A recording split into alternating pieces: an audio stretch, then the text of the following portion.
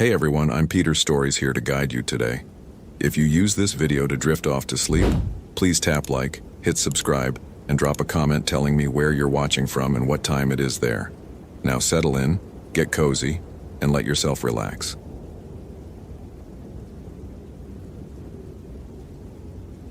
The phone call came at 4:47 a.m., pulling Daniel Mercer from a sleep that had never quite been rest.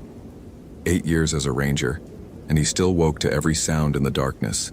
The creak of settling wood, wind against window panes, the particular silence that preceded dawn.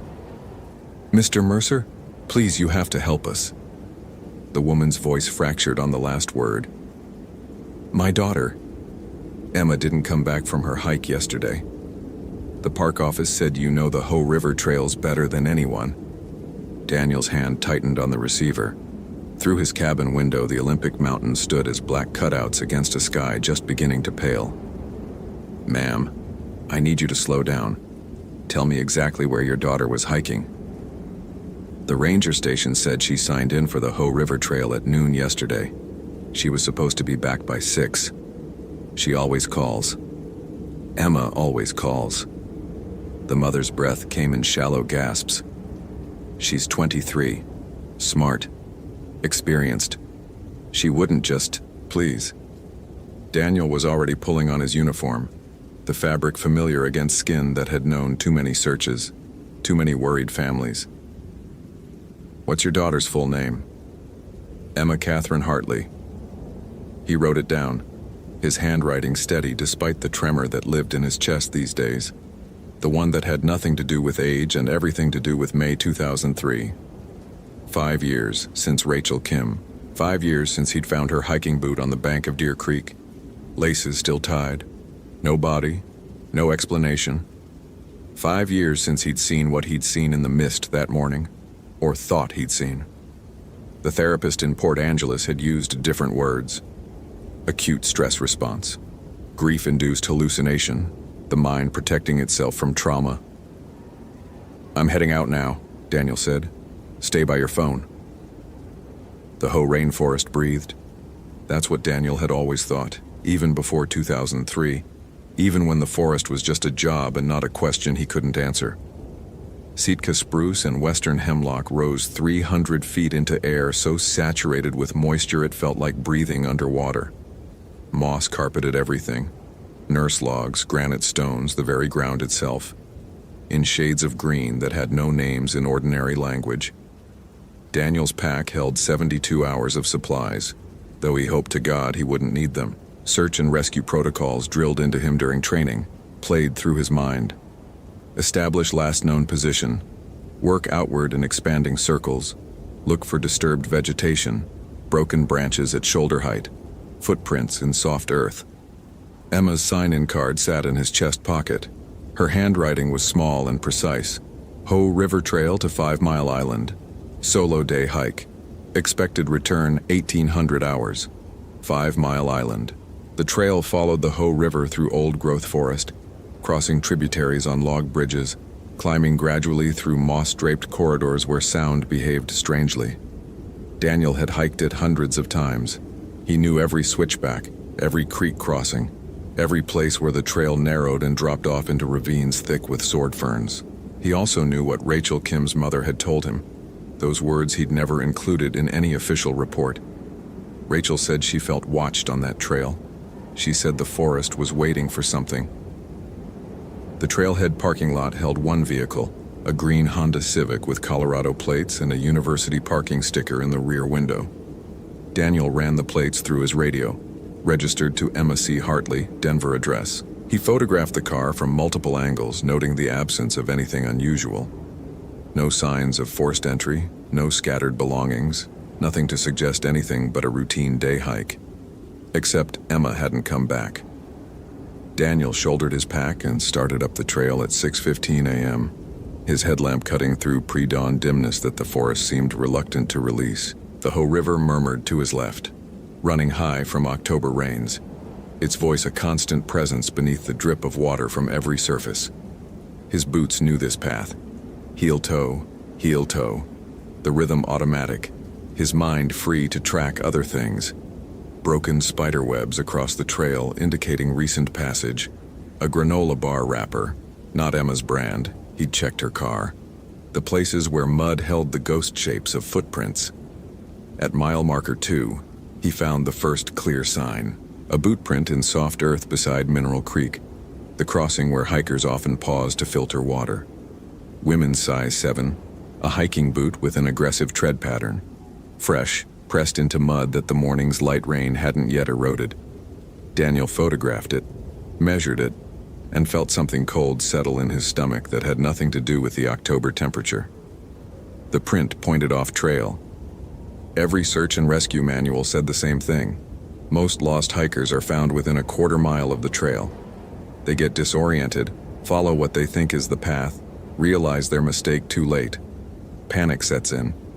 They move erratically, exhaust themselves, succumb to hypothermia even in summer months. But Emma's print didn't show panic. It showed purpose. The stride length was normal, the depth even. She'd walked off the trail deliberately, stepping over a nurse log thick with licorice ferns, heading northeast into terrain that grew steep and difficult within 100 yards. Daniel keyed his radio. Station 1, this is Mercer. I've got sign at Mineral Creek Crossing. Subject appears to have left trail heading 045 degrees. Beginning track. Static crackled, then Jamie Kowalski's voice, younger than Daniel by 15 years, untouched by the things that carved lines into a person's capacity for certainty. Copy that, Mercer. Want me to request additional resources? Not yet. Trail's still fresh. I'll update in 1 hour. What he didn't say, this feels wrong. This feels like before. The forest off trail was a different world. Here the moss grew so thick on fallen logs that Daniel's boots sank inches with each step, releasing the smell of decay and rich earth. Sword ferns reached higher than his waist, their fronds beaded with moisture that soaked his pants within minutes. Devil's Club lurked in the understory, its leaves the size of dinner plates, stems armed with spines that could punch through fabric.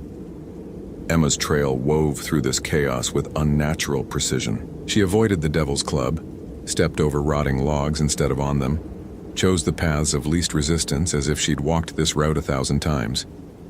Except there was no trail here, just trackless rainforest that few visitors ever saw. Daniel's radio hissed and popped, the signal fragmenting as the terrain closed around him.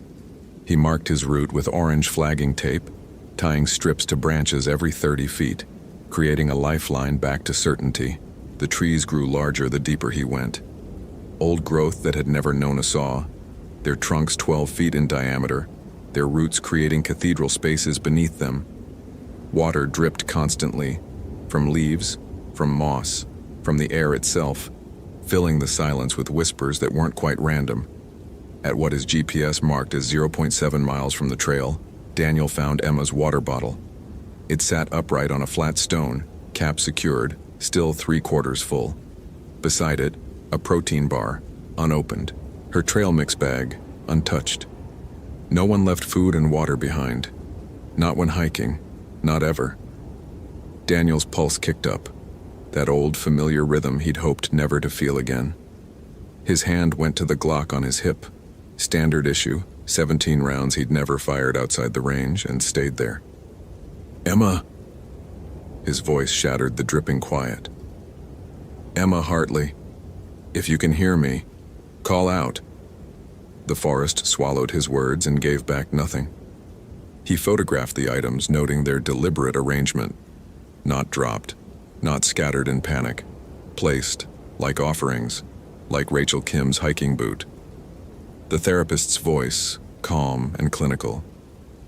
The mind seeks patterns, Daniel, especially traumatized minds. They'll find connections even where none exist because connection feels safer than randomness. Daniel's jaw clenched. He bagged the water bottle, marked the location in his GPS, and kept moving. Emma's footprints continued northeast, climbing now, following what might have been an old game trail or might have been nothing at all. The slope steepened. Daniel grabbed hemlock roots for handholds, pulling himself up inclines, slick with moss and rotting vegetation. His radio was dead weight now, nothing but static. No cell signal had ever reached this deep into the hoe. He was alone with the breathing forest and whatever had called Emma Hartley off the marked trail. At elevation 1,847 feet, the trees opened into a clearing he'd never seen before. The space was roughly circular, maybe 40 feet across, carpeted in moss so green it seemed to glow in the filtered light. A creek ran along the far edge, its water dark and quick over stones worn smooth. And in the center, Daniel stopped. A western hemlock stood alone, its trunk scarred black on one side from an old lightning strike. Carved into the burned wood, weathered but still legible, were letters. RK, 2003. His vision tunneled. The forest tilted and Daniel's boot slipped on wet moss. He caught himself against a boulder, bark rough under his palm, breathing too fast. Rachel Kim, her initials. The year she disappeared, he'd searched for 63 days. Found nothing but that boot. The official report said she'd likely fallen into the Ho during spring flood stage. Her body swept downstream into the Pacific. Case closed. Move on. Except here were her initials, carved into a tree, 0, 9 miles from any established trail, in a clearing he'd never found despite searching every grid square within a 5-mile radius. You didn't see what you thought you saw, the therapist had said. Grief creates images. Trauma manufactures meaning. But this was real. Carved wood. Specific letters. Daniel moved closer, his legs functioning on muscle memory while his mind tried to process. The carving was old, 5 years old if the date was accurate. The burned bark had begun growing over the edges, the tree slowly reclaiming its wound. Below the initials, more words. She took me. Daniel's hand went to his radio before he remembered it was useless here. A sound behind him, soft, like fabric against bark. He spun, hand on his weapon, heart hammering. Nothing. Just trees and moss and the eternal drip of water. "Emma!" His voice cracked. "Is anyone there?" Silence except footsteps. Unmistakable. Moving through the undergrowth to his left. Daniel drew his Glock, flashlight in his other hand, training taking over. "Park Service, identify yourself." The footsteps stopped. He waited, weapon raised, counting his breaths. 5, 10, 15. Then, from deeper in the forest, "Help me." A woman's voice, thin and distant. Emma Hartley? "Please, I'm lost. I can't find the trail." Relief and adrenaline hit Daniel simultaneously. "Keep talking. I'm coming to you. What's your location?" "I don't know. Everything looks the same. There's so much moss. I've been walking in circles." Daniel moved toward the voice, his boots finding purchase on root and stone, his flashlight cutting between tree trunks. "Stay where you are. I'm a ranger. You're safe now." "I'm so cold. Hypothermia. Shit." Emma had been out here for 18 hours minimum. October nights in the Olympics dropped to 40 degrees, with the constant moisture. "I'm 50 yards from you," Daniel called, crashing through ferns, following the voice. "Keep talking." "I saw her," Emma said, and something in her tone made Daniel slow. "Saw who?" "The woman in the water. She was calling my name." Daniel stopped. His flashlight beam trembled. "Emma, you need to—" "She knew my name," the voice continued. Closer now, but somehow wrong, the cadence off. "She said I could come down to the creek. She said it was safe. She said—" Daniel's light found her. She stood 30 feet away, beside a massive Sitka spruce, her back to him. Dark hair, hiking clothes, the right height and build. "Emma?" Daniel's voice was careful now. "Turn around slowly." She didn't move. "Emma, I need you to face me." "Do you know what it's like?" she said, and her voice was all wrong now, layered, like 3 people speaking in unison. "To drown in inches of water? To feel it fill your lungs while your mind screams but your body won't move?" Daniel's finger found the trigger. "Who are you?" She turned. The face was Emma's. He recognized her from the photo her mother had texted him. But her eyes were vacant pools that reflected his flashlight beam like animal eyes in the dark. Her clothes dripped steadily despite the absence of rain. Her skin held the gray-blue shade of a 3-day drowning victim. "She pushed me," Emma said. Except it wasn't Emma anymore. It was Rachel Kim's voice.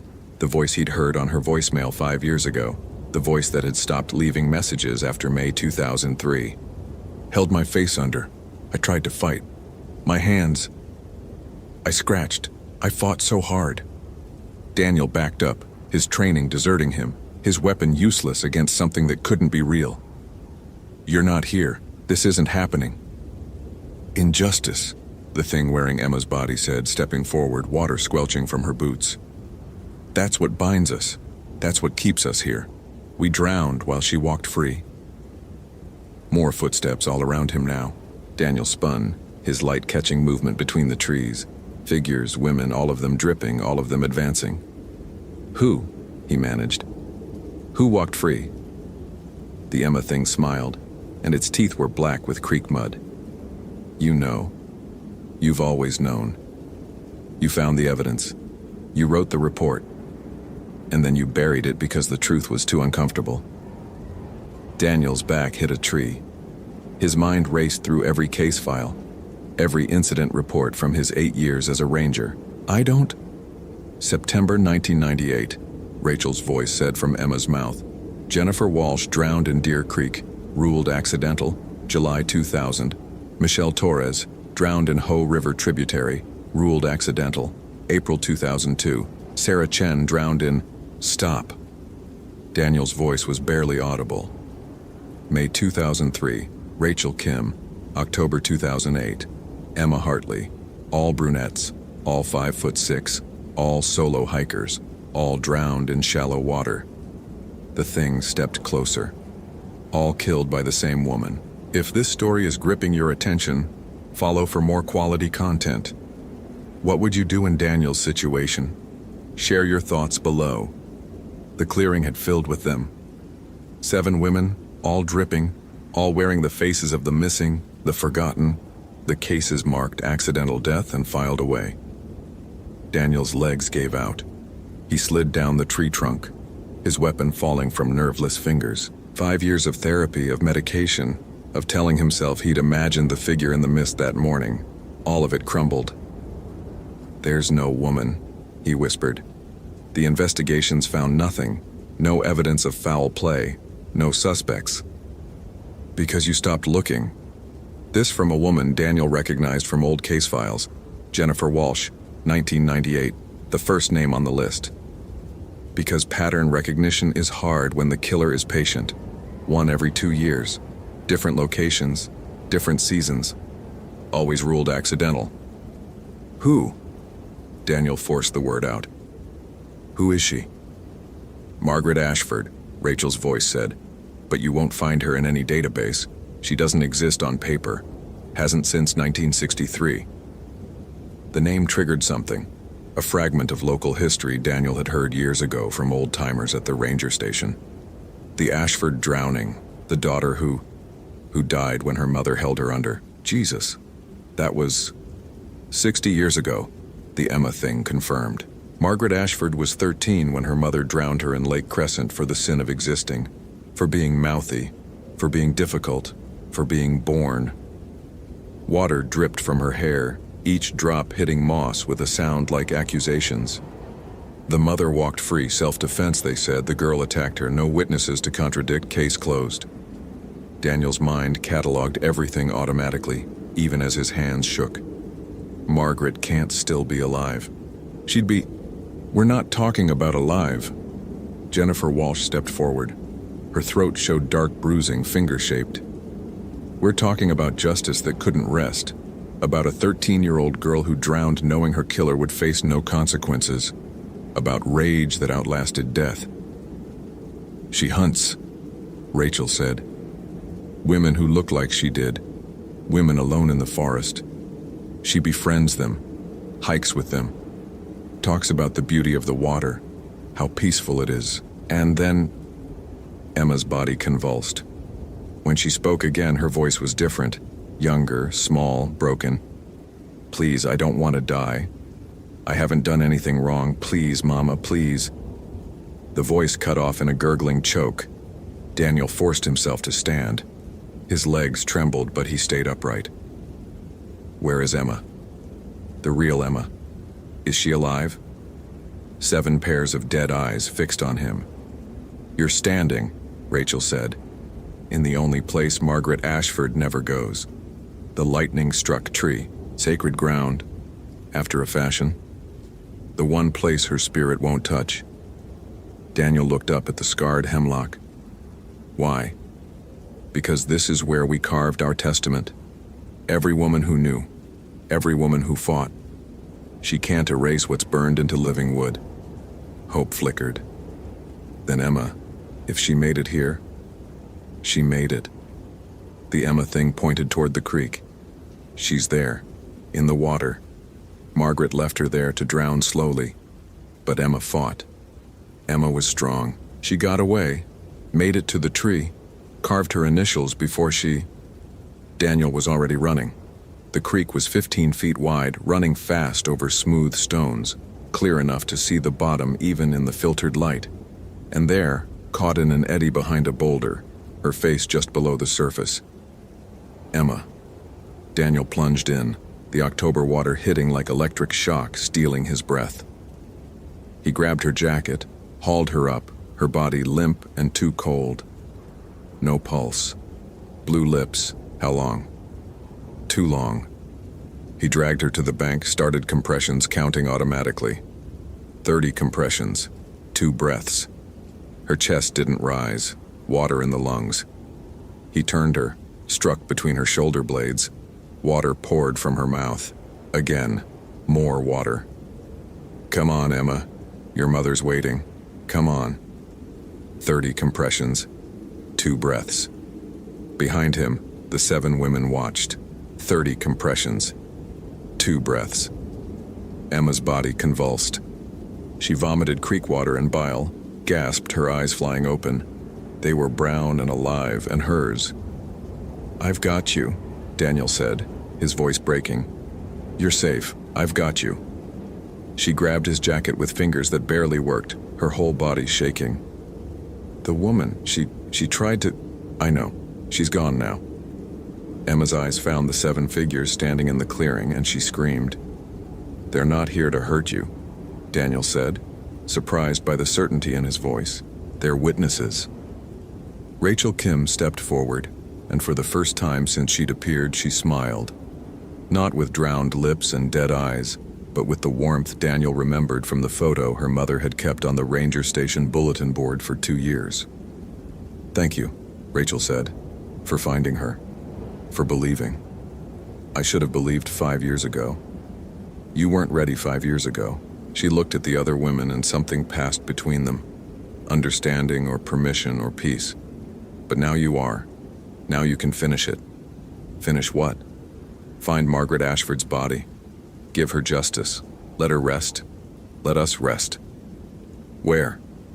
Rachel pointed northeast, deeper into the forest. Lake Crescent. Where it started. Where she's tied. We'll show you. I need to get Emma out first. She needs a hospital. Of course, Rachel's form was already fading, becoming translucent in the filtered light. We'll wait. We've waited 60 years. We can wait another day.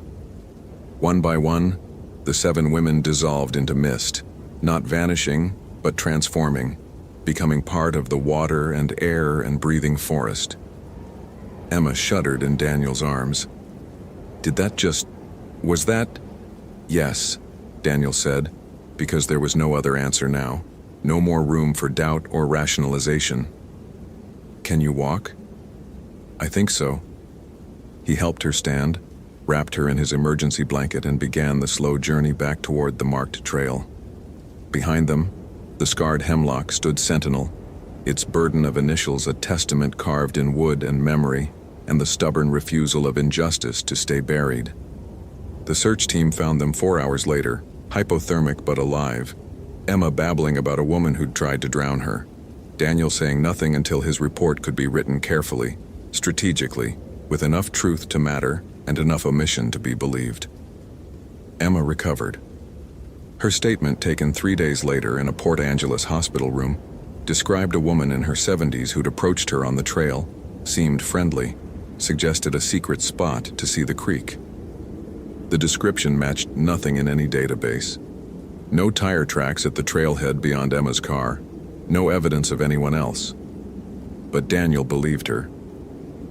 And a week later, with Emma's blessing and her mother's gratitude still warm in his chest, Daniel returned to the Olympic National Forest. He carried diving equipment this time, and a map hand-drawn by 7 dead women who'd appeared to him in dreams. Rachel Kim most prominent, her instructions clear: northeast shore of Lake Crescent, 60 feet down, beneath the old avalanche debris. The water was cold enough to kill in 30 minutes. Daniel's wetsuit held warmth, but barely. His light cut through darkness green with algae and sediment, illuminating a landscape of drowned logs and stone. At 58 feet, he found the skeleton. It rested in a crevice between boulders, dressed in rotted fabric that might once have been a cotton dress. The skull showed trauma, a depression above the right eye socket, the kind of injury caused by a stone or a fist or a mother's rage. Small bones, child-sized. Margaret Ashford, age 13, missing since 1948, presumed drowned accidentally. Not accidental, not even close. Daniel surfaced, called it in, and watched as the King County Medical Examiner's team arrived to recover remains that would rewrite 60 years of accepted history. The bones told their story: perimortem fractures, blunt force trauma, drowning as secondary cause of death. Margaret Ashford had been beaten unconscious and then drowned. Her mother's testimony, that the girl had attacked her, that the drowning was self-defense, was revealed as the lie it had always been, too late for justice in any legal sense. Margaret's mother had died in 1985, never charged, never punished. But the bones were found. The truth was spoken. Margaret's death was reclassified as homicide. And that night, in the Hoh rainforest, 7 women appeared to Daniel one final time. They didn't speak. They simply stood in the clearing beneath the scarred hemlock, their forms solid for the first time, their eyes clear and peaceful. Rachel Kim smiled at him, a real smile, warm and whole. Then they were gone. Not dissolving, not transforming, just absent. The forest returned to its ordinary breathing, its natural sounds, its rain and growth and decay. Daniel stood alone among the old trees, knowing he'd never be alone there again. Not haunted now, but witnessed, accompanied by the memory of women who'd refused to be forgotten. He carved one more set of initials into the lightning-struck tree. M.A. 1948-2008, rest in justice. 60 years delayed. Emma Hartley returned to Colorado the following week. She called Daniel once a month for the next year, needing to talk to someone who'd understand, who'd seen what she'd seen. The calls eventually stopped, which Daniel took as a good sign. She was moving on, living, doing the things the 7 women never could. Daniel stayed at Olympic National Park for 3 more years before transferring to Mount Rainier. Not running away, exactly. Just moving forward. The forest had given him back something he'd lost when Rachel Kim disappeared. The certainty that what he'd seen was real. That trust in his own perception wasn't weakness, but survival. The nightmares faded. The medication dosage decreased. The therapist in Port Angeles called it breakthrough, recovery, healing. Daniel called it justice. And sometimes on quiet patrols through old-growth forest where mist clung to moss and water dripped eternal, he'd see them, not as ghosts, but as memory, as presence, as the stubborn truth that some wrongs echo until they're answered. He'd learned to listen. He'd learned to believe. And he'd learned that the forest didn't breathe with malice, but with patience.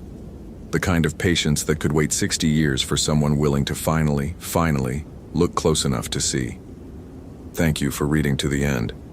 If you enjoyed this narrative, consider following for more engaging stories. What's your interpretation of Margaret Ashford's final rest? I'd love to hear your theories in the comments. Was justice truly served? Or does the forest still hold secrets? Share your thoughts below.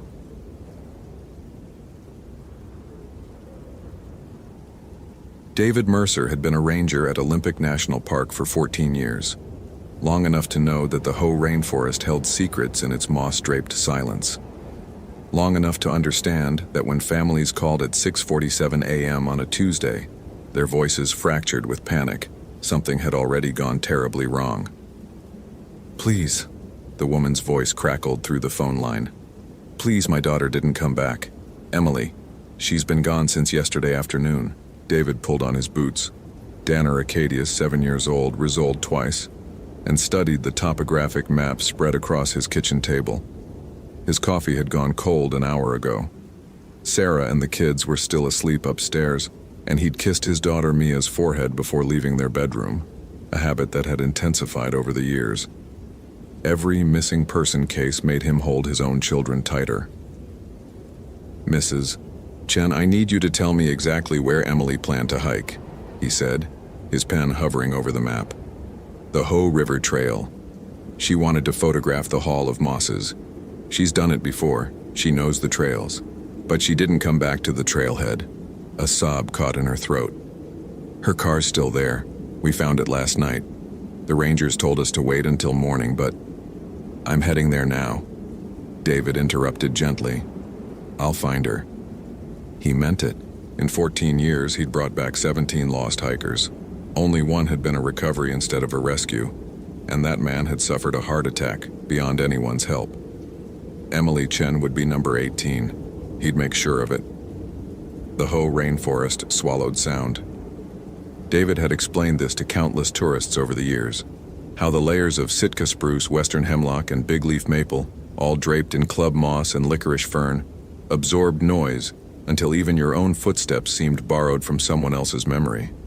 But knowing it intellectually and experiencing it at 7:30 in the morning, with fog settling like gauze between the trees, were different things. Emily's car sat alone at the trailhead. A silver Honda Civic, Washington plates, a university parking permit stuck to the windshield. David checked the doors. Locked. He peered through the windows. A North Face backpack sat in the passenger seat. Unusual. Most hikers took their packs with them. He radioed dispatch. "Mercer here. Subject vehicle confirmed at Hoh River Trailhead. Beginning search pattern Alpha. Subject is Emily Chen, 23, 5'4", approximately 120 pounds. Last seen yesterday, 3 p.m. Copy that, Mercer. Weather's supposed to turn this afternoon. We've got Thompson and Rodriguez en route. ETA 45 minutes. 45 minutes. David studied the trail registry, flipping back through yesterday's entries. Emily's signature was there, neat and confident. Emily Chen, 2:47 p.m. Below it, only 2 other entries for the entire afternoon. A couple from Portland who'd signed out at 5:15 p.m. David shouldered his pack, first aid kit, emergency blanket, SAR beacon, water purification tablets, rope, his Motorola radio, and started up the trail. The Park Service had drummed into him the importance of systematic searching, of staying calm, of following protocol. But Emily's mother's voice kept playing in his head, that raw edge of terror that came from knowing your child was somewhere in the wilderness, alone. His own daughter was 9, same age as Emily would have been in 2001. The thought came unbidden, unwelcome. The trail wound through the rainforest like a suggestion rather than a demand. Massive nurse logs, fallen trees that hosted entire ecosystems on their decomposing backs, lined the path. David had walked this route hundreds of times, leading nature talks, clearing deadfall, checking campsites. He knew every switchback, every landmark. At mile 1.3, the trail split, left toward the Hall of Mosses, right continuing along the Hoh River. Emily would have gone left. Everyone went left first. David took the left fork and immediately noticed something wrong. The silence had changed, not louder or quieter, different, as if the forest was holding something in its mouth, waiting to swallow or speak. He stopped walking, listening. The Hoh River should have been audible from here, a constant whisper through the trees. He heard nothing. Emily. His voice disappeared into the moss. Emily Chen. Nothing. He continued forward, scanning the underbrush for any sign of passage. At the Hall of Mosses junction, He found what he was looking for. A single boot print in the mud, heading off trail toward the northeast. Small, fresh, consistent with a woman's size, 7 or 8. David keyed his radio. Mercer to dispatch. Found track heading 045 degrees from Hall of Mosses Junction. Pursuing. Copy. Be advised. Thompson and Rodriguez are 20 minutes out. David marked the spot with orange flagging tape and stepped off the trail. The rainforest off-trail was a different world. What looked like clear forest floor from the path revealed itself as a maze of hidden creeks, rotting logs disguised by moss, and thickets of salal that grabbed at your legs. David moved carefully, checking his compass every 30 feet, marking his route with flagging tape every 100. Emily's tracks appeared and disappeared. Here, a partial print in soft earth. There, a snapped fern frond. The track suggested someone moving quickly, not lost, but purposeful, heading somewhere. After 20 minutes, David found Emily's jacket. It lay draped over a fallen log, a red Columbia windbreaker, exactly the kind any sensible hiker would bring. He picked it up, checked the pockets. Empty. No signs of struggle, no tears. Just carefully placed, as if Emily had gotten warm and decided to shed a layer. Except the temperature was 52 degrees and the fog made everything damp and clammy. "Emily," David called again. "My name is David. I'm here to help you." This time, he heard something. A voice, distant and muffled, coming from deeper in the forest. "Help." David's training kicked in. He triangulated the direction, marked his position, and radioed his coordinates. Mercer to dispatch. Audible contact with possible subject, proceeding northeast from my position. Coordinates 47.8643 minus 123.9357. Copy that. We're vectoring Thompson and Rodriguez to your position. David moved faster now, pushing through the undergrowth. The voice came again, clearer. "Help me." It sounded like Sarah. David stopped mid-step. His breath caught. That was impossible. Sarah was at home, probably making breakfast right now, probably wondering why he'd left so early without waking her properly. "Hello?" he called. "David, help me." Definitely Sarah's voice. The same slight rasp she got in the mornings, the way she drew out his name when she was worried.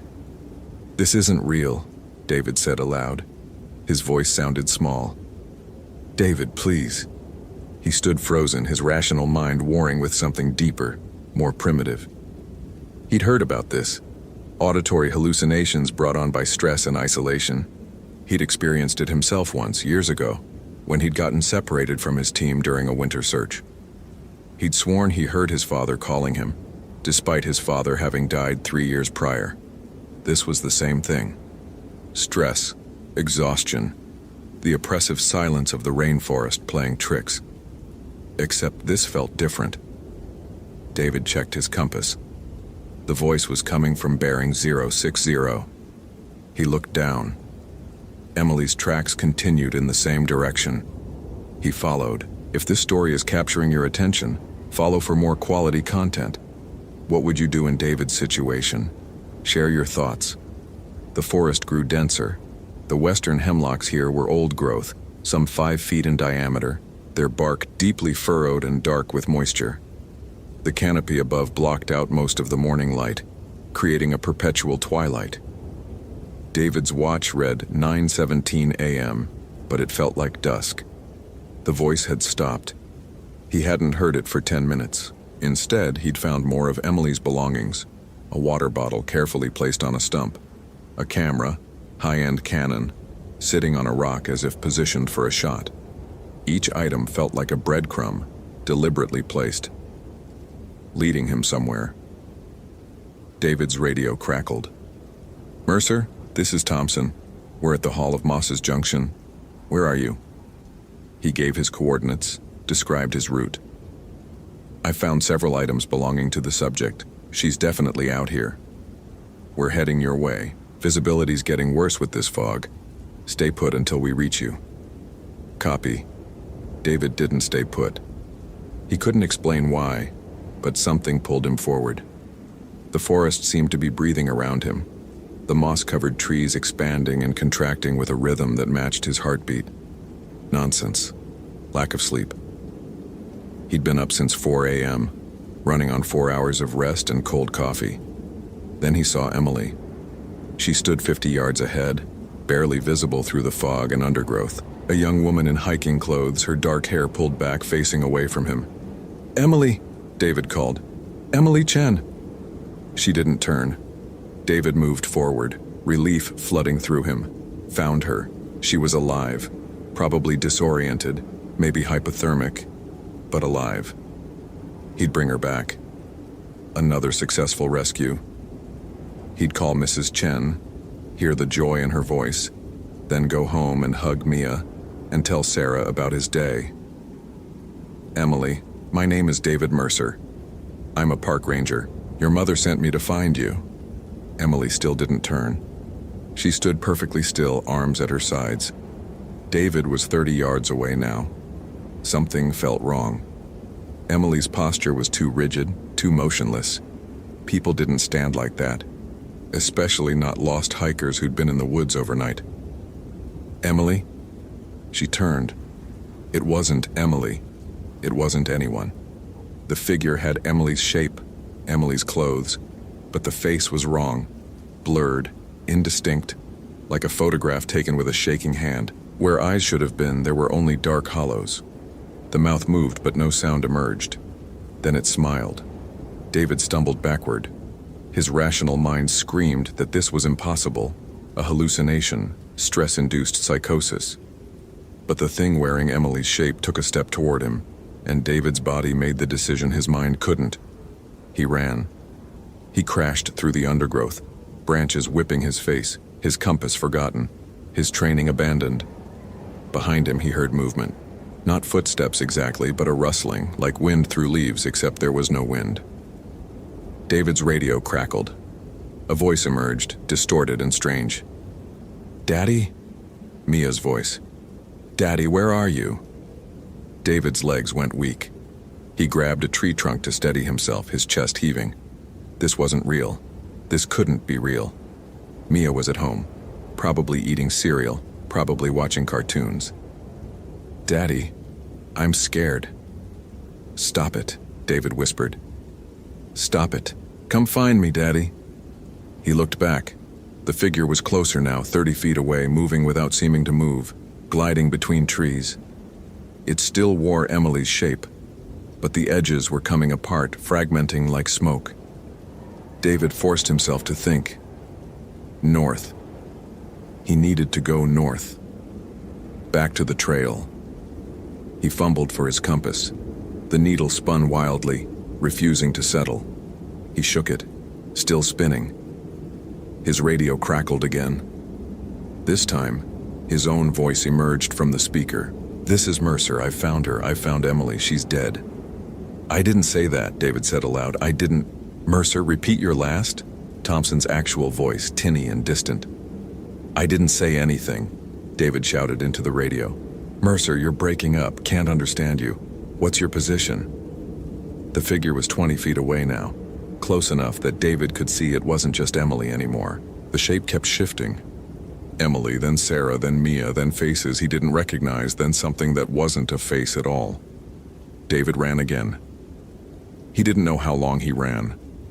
The forest blurred into green and gray, every direction the same, every tree identical. His breath came in ragged gasps. His legs burned. Twice he tripped over hidden roots and went sprawling into the moss. Each time he scrambled up and kept running, driven by a terror that bypassed thought entirely. Finally his body gave out. He collapsed against a massive Sitka spruce, his lungs screaming, his vision swimming with dark spots. He groped for his water bottle, took a shaking drink, and tried to calm his breathing. Think. He was a trained professional. 14 years of experience. He'd dealt with emergencies before. He knew these woods. Except he didn't recognize anything around him. The forest here looked different. Wrong. The trees grew at odd angles, spiraling rather than straight. The moss hung in patterns that hurt to look at. geometric and intentional. The silence was absolute. David checked his watch. 11:34 a.m. He'd been running for over 2 hours. Impossible. It had felt like minutes. His radio remained silent. He tried calling Thompson. Static. Dispatch. Static. Nothing but white noise. He was alone. No. Not alone. Never alone out here. The thought came from somewhere outside himself, slipping into his mind like water into a crack. David stood up, steadied himself against the tree. He needed to find water, the Ho River. If he could reach the river, he could follow it downstream back to the trail. Basic wilderness survival. He chose a direction at random and started walking. His legs felt distant, as if operating on their own. Each step required concentration. The forest swayed around him, or maybe he was swaying, he couldn't tell. After a while, minutes, hours, he heard water. Relief surged through him. The river. He'd found it. He pushed through a dense thicket of salal and emerged at the water's edge. It wasn't the Ho River. This water was wrong. Too dark, almost black, and perfectly still. No current, no movement at all. The surface looked like obsidian, reflecting nothing. David knelt at the edge, staring at his reflection. Except it wasn't his reflection. The face looking back at him was emaciated, hollow-eyed, months of growth on its jaw. It smiled at him with too many teeth. "No," David whispered. The reflection's mouth moved, speaking words David felt rather than heard. "You've been here before." David scrambled backward from the water's edge. His mind raced. Dehydration. That's what this was. Dehydration causing hallucinations. He needed to purify water, drink, restore his electrolyte balance. He fumbled for his pack, pulled out his water purification tablets. His hands shook so badly he dropped the container, tablets scattering across the moss. When he looked up, Emily Chen sat across from him. The real Emily this time, not the thing that had worn her shape. She looked exhausted, her face scratched and dirty, her eyes distant. "Emily?" David's voice cracked. "Are you real?" Emily looked at him with an expression of profound sadness. "Does it matter?" "Yes," David said. "Yes, it matters. Your mother is looking for you. I'm here to bring you home." "Home," Emily repeated. She picked up one of David's spilled tablets, turned it over in her fingers. "I came here to photograph the moss. Did you know some of these club mosses are over 500 years old? Living things that have seen centuries pass. What do you think they remember?" "Emily, we need to go now, before dark." "It's always dark here," Emily said. She looked up at the canopy. "Or always light. I can't tell anymore. How long have I been here?" "Since yesterday afternoon." "That's not right," Emily shook her head. "It's been longer. Much longer." David moved closer, slowly, as if approaching a spooked animal. "What happened to you? Why did you leave the trail?" "I heard someone calling my name. A child. She said she was lost." Emily's eyes focused on David. "You heard it too, didn't you? That's why you're here. It called you with something you love." David's throat tightened. "It's not real. None of this is real." "Isn't it?" Emily gestured around them. "The trees are real. The water is real. We're real. What else matters?" "The thing that brought us here is real too," Emily finished. "More real than anything. It's been here longer than the trees, longer than the moss. It's been here since before there were names for things." David studied Emily's face, trying to assess her mental state. Severe psychological trauma, exposure-induced psychosis. He'd seen it before in lost hikers, the way prolonged stress and fear could fracture someone's grip on reality. "Emily, listen to me. We're going to walk out together. I know the way." "Do you?" Emily tilted her head. "Then why are you here?" The question hit harder than it should have. Why was he here? He'd followed Emily's tracks, found her belongings, pursued a voice that sounded like Sarah. Each step had seemed logical at the time, but now, looking back, The sequence felt dreamlike, as if he'd been following a script written by someone else. "I came to rescue you," David said, but even to his own ears it sounded uncertain. "No one comes here to rescue anyone," Emily said. "They come because they're called, because it's hungry." "What's hungry?" Emily pointed at the dark water. "It lives in the quiet places, between thoughts, in the spaces where people stop paying attention. It's been feeding on me for..." She paused. "How long did you say?" "Since yesterday." "Liar," Emily said without malice. "It's been months. I've forgotten what my mother's face looks like." David's professional training reassembled itself in his mind. Emily was in crisis, delusional. He needed to get her moving, get her warm, get her out. He reached for her arm. The moment he touched her, the forest changed. The trees were burning. No, not burning. They were filled with light, glowing from within, pulsing in rhythm with David's heartbeat. The moss crawled across bark like living lace. The silence became a roar, 1,000 voices speaking at once in languages David almost understood. And he saw them, figures moving between the trees, dozens of them, hundreds, all wearing familiar shapes, all wrong. Some looked like Emily, some looked like Sarah, some looked like hikers David had rescued years ago, some looked like people who'd gone missing and never been found. All of them turned to look at him. "Do you see now?" Emily asked. Her voice sounded distant, echoing. "Do you see what remembers?" David tried to let go of her arm, but his hand wouldn't move. The contact kept him locked in this vision, forced him to witness what the forest held. "It doesn't want to hurt us," Emily said. "It's lonely. It's been alone for so long. It just wants us to stay, to remember with it." "Let go," David whispered. "I can't. It won't let me." The figures were closer now, forming a circle around David and Emily. He recognized faces from missing person reports going back decades. A hiker who'd vanished in 1987, a camper from 1995, a researcher from 2003. All of them standing perfectly still, perfectly silent, their eyes empty of everything except recognition. They'd been here the whole time. David wrenched his hand away from Emily, breaking the contact. Immediately, the vision collapsed. The burning light extinguished. The figures vanished. He was back in the ordinary forest, gray and quiet. Emily sitting across from him, looking small and lost. "It showed you," Emily said. "Now you understand. We don't leave. We become part of what remembers." David's mind reeled. He needed to think, needed to plan, but his thoughts kept slipping away like trying to hold water. How long had he been out here? Hours? Days? His watch had stopped, the hands frozen at 11:34. "Emily," he said, forcing each word out carefully, "do you want to leave?" She considered this for a long time. "I don't remember what wanting feels like." "Then I'll want it for both of us." David stood up, his legs unsteady. He extended his hand to her. "Come on. We're leaving." Emily looked at his hand but didn't take it. "You don't know the way out." "I'll find it." "You can't find what isn't there. Watch me." Something flickered in Emily's eyes.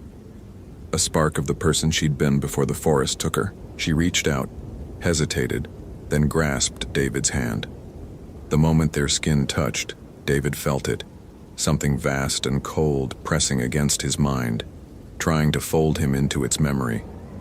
It whispered in a language older than words, promising him peace, promising him belonging, promising him an end to the terrible burden of being separate. He thought of Sarah, of Mia, of his son Jacob, only 6 years old, who still asked David to check under the bed for monsters. "No," David said. He pulled Emily to her feet and ran. The forest fought them. Branches appeared where none had been. Roots shifted underfoot. The ground tilted at impossible angles. Behind them the rustling grew louder. Not wind, but something massive moving through the trees, something that wore faces like masks and fed on memory. Emily stumbled, went down hard. David hauled her up, his arm around her waist, half carrying her. "I can't," Emily gasped. "It hurts. Leaving hurts." "I know," David said, though he didn't, not really. But he could feel it starting, a pulling sensation like hooks in his mind, trying to drag him back into the forest's memory. They crashed through undergrowth, Emily sobbing, David's lungs burning. The forest blurred around them, trees becoming suggestions, the path ahead becoming uncertain. Then David saw it. Orange flagging tape, his marker, from hours ago, when he'd first left the trail. Impossible that they'd circled back here, but there it was, fluttering from a hemlock branch. "The trail," David croaked. "It's close." He could hear it now, not with his ears, but deeper, a memory of sound. The Hoh River, running water, the real river, not the black mirror he'd found earlier. Emily made a sound between a laugh and a sob. "It's letting us go." "No," David said. "We're taking ourselves." He didn't know if that was true, but saying it made it feel true. They burst through a final wall of salal and stumbled onto the trail. The actual Hoh River Trail, familiar and solid and blessedly normal. David collapsed to his knees, dragging Emily down with him. For a long moment, they simply breathed. Then David heard voices. Real voices. Human voices. "Mercer. Mercer, is that you?" Thompson and Rodriguez crashed through the undergrowth, their faces bright with relief and confusion. "Jesus, Mercer, we've been searching for 12 hours. Where the hell have you been?" 12 hours. David looked at his watch. The hands had started moving again. 8:47 p.m. It was night. He'd lost an entire day. "I found her," David said, his voice hoarse. "Emily Chen, she's here." Rodriguez knelt beside Emily, checking her vital signs, wrapping her in an emergency blanket.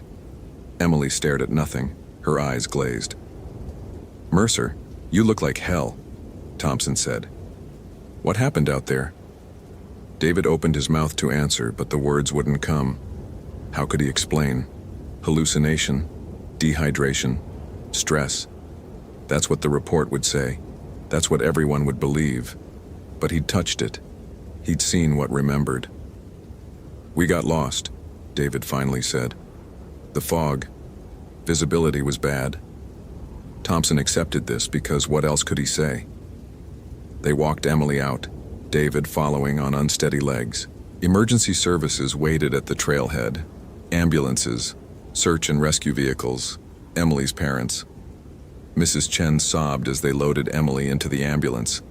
Emily didn't react, didn't seem to see her mother at all. A paramedic tried to check David over, but he waved them away.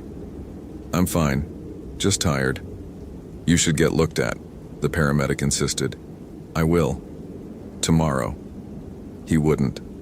He knew he wouldn't. David sat in his truck for a long time, watching the ambulance drive away. His radio lay on the passenger seat silent. His compass sat beside it, the needle pointing steadily north now, as if nothing had been wrong. He drove home in silence, arrived at 11:22 p.m. Sarah was waiting up, her face tight with worry. "David? My God, where were you? The Park Service called hours ago, said you were fine, but..." He pulled her into his arms, held her so tightly she gasped. "I'm here," he whispered. "I'm here. You're scaring me." "I know, I'm sorry." He went upstairs, checked on the kids. Mia was asleep, her nightlight casting soft shadows. Jacob had kicked off his blankets. David tucked them back around him, his hands trembling. "Daddy?" Jacob murmured, half asleep. "Just checking for monsters," David whispered. "There's no such thing as monsters," Jacob said with the absolute confidence of childhood. David didn't answer. 3 weeks later, the report went into the files as a standard rescue. Hiker Emily Chen, disoriented due to exposure and dehydration, recovered after 36 hours missing. Ranger David Mercer also experienced mild disorientation due to extended search operations in poor visibility. Both recovered fully. The report was a lie. Emily Chen was in a psychiatric facility in Seattle. She didn't speak anymore. She didn't eat unless forced. She sat by the window and stared at nothing, sometimes smiling at something no one else could see. David went back to work. He led nature talks. He cleared trails. He checked permits. He did everything exactly as he'd done for 14 years. But he didn't go into the forest alone anymore. And sometimes, late at night, he heard voices calling his name. Sarah's voice, Mia's voice, Jacob's voice, coming from the dark spaces between thoughts. From the quiet places where attention slipped. He never answered. Because David Mercer knew the truth that the forest had taught him. Some things remember longer than they should. Some things are hungry in ways that have nothing to do with flesh. And some rescues aren't rescues at all, just postponements. The Hoh rainforest still stood, silent and patient, its moss-covered trees breathing in their centuries-long rhythm, waiting for the next person to hear their name called from the shadows, waiting to add another face to its collection of memory, waiting to feed. Thank you for reading to the end. If you enjoyed this narrative, consider following for more immersive stories. What's your interpretation of Emily's fate? I'd love to read your theories in the comments.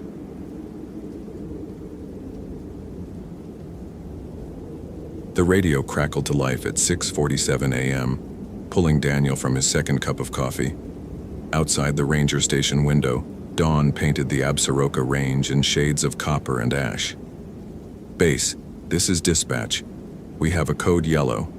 16-year-old female last seen yesterday evening on Fairy Creek Trail. Family reported her missing at 06:30. Daniel set down his mug, the ceramic meeting wood with a hollow sound. Code yellow. Missing person. He'd worked Yellowstone for 12 years, and every code yellow carried the same weight. The same ticking clock that grew louder with each passing hour. Copy, dispatch. Details. Emily Morrison, Caucasian, 5'4", brown hair. Last contact was a text message to her mother at 17:34 hours yesterday. Said she was extending her hike to catch the sunset at Dragon's Mouth Spring. Daniel's hand tightened on the radio.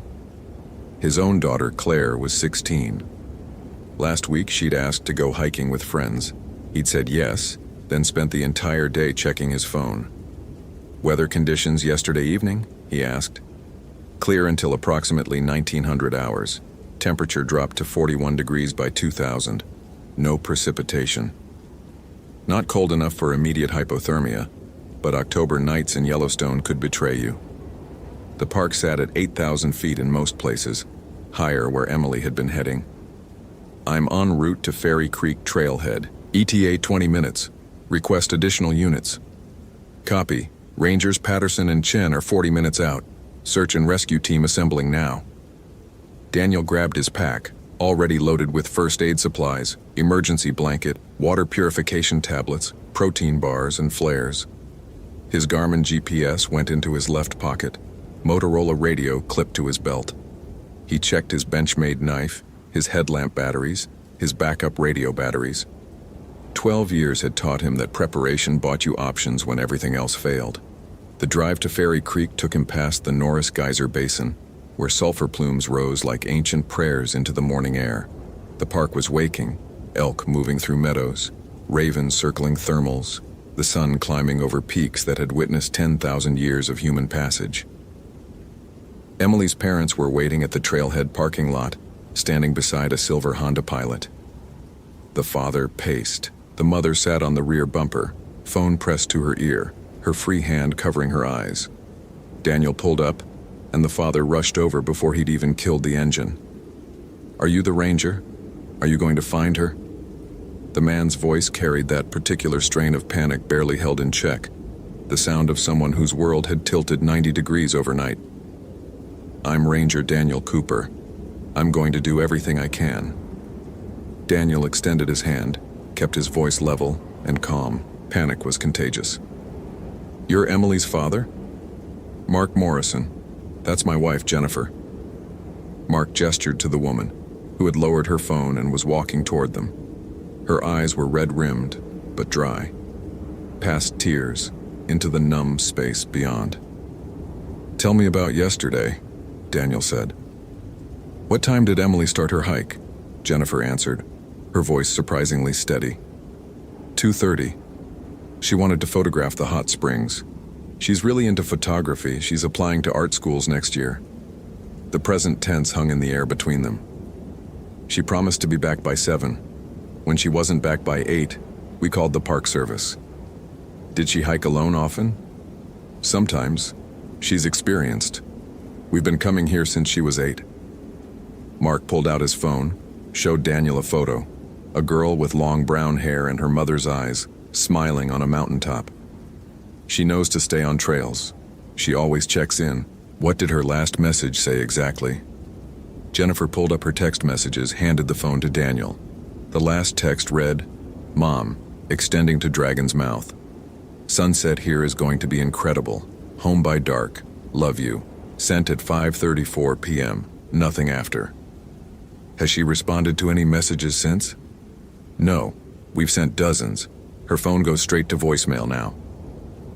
Dead battery or no signal. Fairy Creek Trail wound through some of the park's most remote terrain. Cell coverage was theoretical at best. "I need you both to stay here," Daniel said. "More rangers are coming.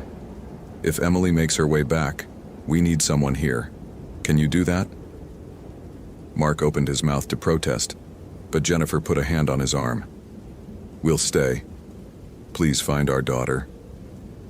Daniel nodded, shouldered his pack, and started up the trail. Fairy Creek Trail began gently, a wide path through lodgepole pine forest, well-maintained and clearly marked. Morning light filtered through the canopy in dusty shafts, illuminating patches of frost that hadn't yet surrendered to the sun. Daniel moved at a steady pace, eyes scanning the trail for any sign of passage. Footprints in the damp earth near a small creek. A granola bar wrapper caught in brush. He checked the brand. Didn't match what the Morrison said Emily carried. The trail markers appeared every quarter mile, bright yellow blazes on tree trunks. Daniel called out every few minutes, "Emily, this is Park Ranger Cooper. If you can hear me, make noise." Only the wind answered, moving through the pines with a sound like distant water. At the 2-mile mark, the trail forked, left toward Dragon's Mouth Spring, Emily's stated destination. Right toward the higher elevations in the backcountry areas that required permits. Daniel examined the fork carefully. The left path showed recent foot traffic. The right path should have been empty this late in the season, but something made him look closer. There, in the soft dirt, the tread pattern of a hiking boot, no more than a day old, heading right. Daniel pulled out his radio. "Base, this is Cooper. I'm at the 2-mile fork. Found fresh tracks heading toward the backcountry area, not toward Dragon's Mouth." "Copy, Cooper. Backcountry permits for that sector?" "Checking now." Daniel pulled out his GPS, cross-referenced the permit log he'd loaded that morning. "Negative. No active permits for this area." Could be Emily went off trail? Possible. But it didn't fit. Experienced hikers didn't deviate from their stated plans without reason. "I'm following the tracks." The right-hand trail climbed more steeply, switchbacking through dense forest. The temperature dropped as Daniel gained elevation, his breath beginning to fog, his fingers going numb where they gripped his trekking poles. And then he saw it. A tree, massive and ancient, growing at an odd angle from the hillside. Its trunk was easily 6 feet in diameter, bark scarred by centuries of lightning and wind. But that wasn't what made Daniel stop. Someone had carved symbols into the bark, not the casual vandalism of initials in hearts, but deliberate marks. Geometric patterns that spiraled around the trunk in a language Daniel didn't recognize.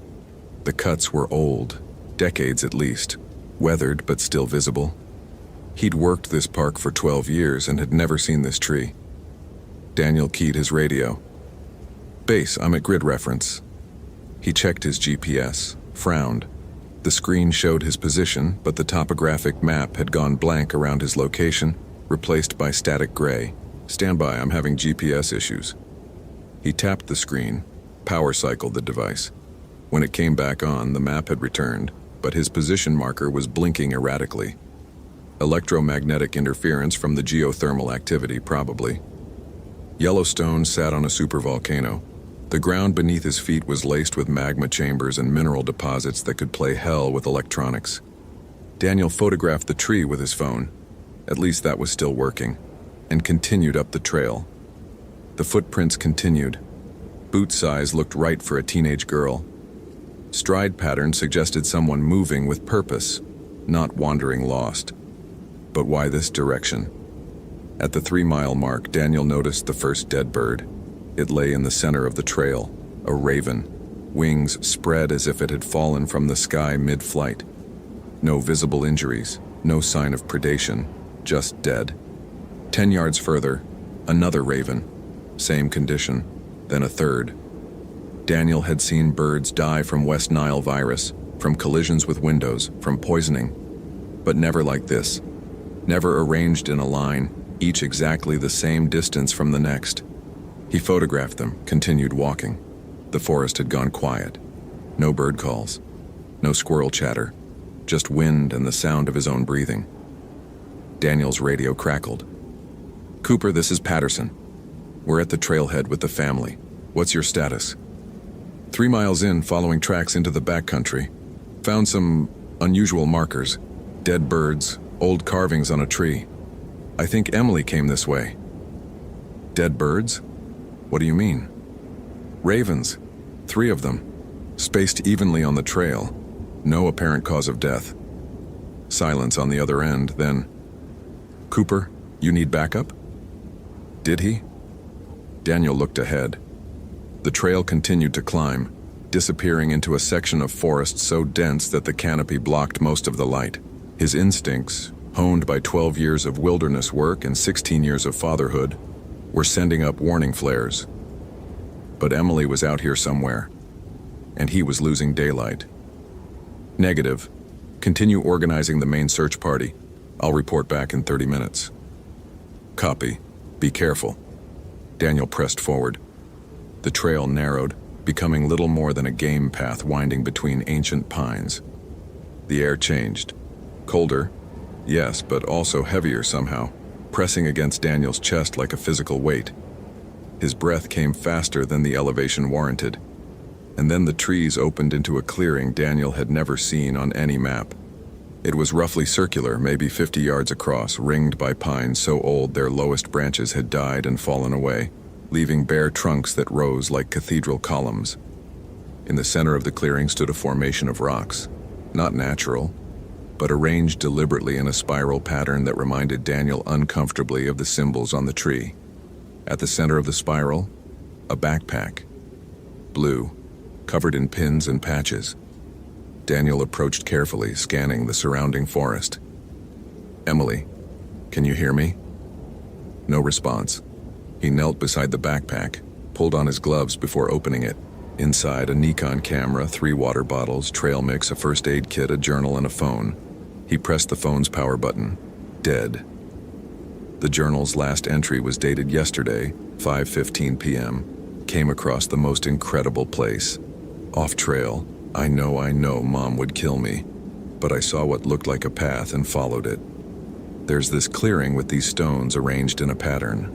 Light is perfect. Getting shots that are going to blow away my portfolio reviewers. Just a few more minutes, then I'll head back. No more entries. Daniel stood, turned slowly, examining the clearing.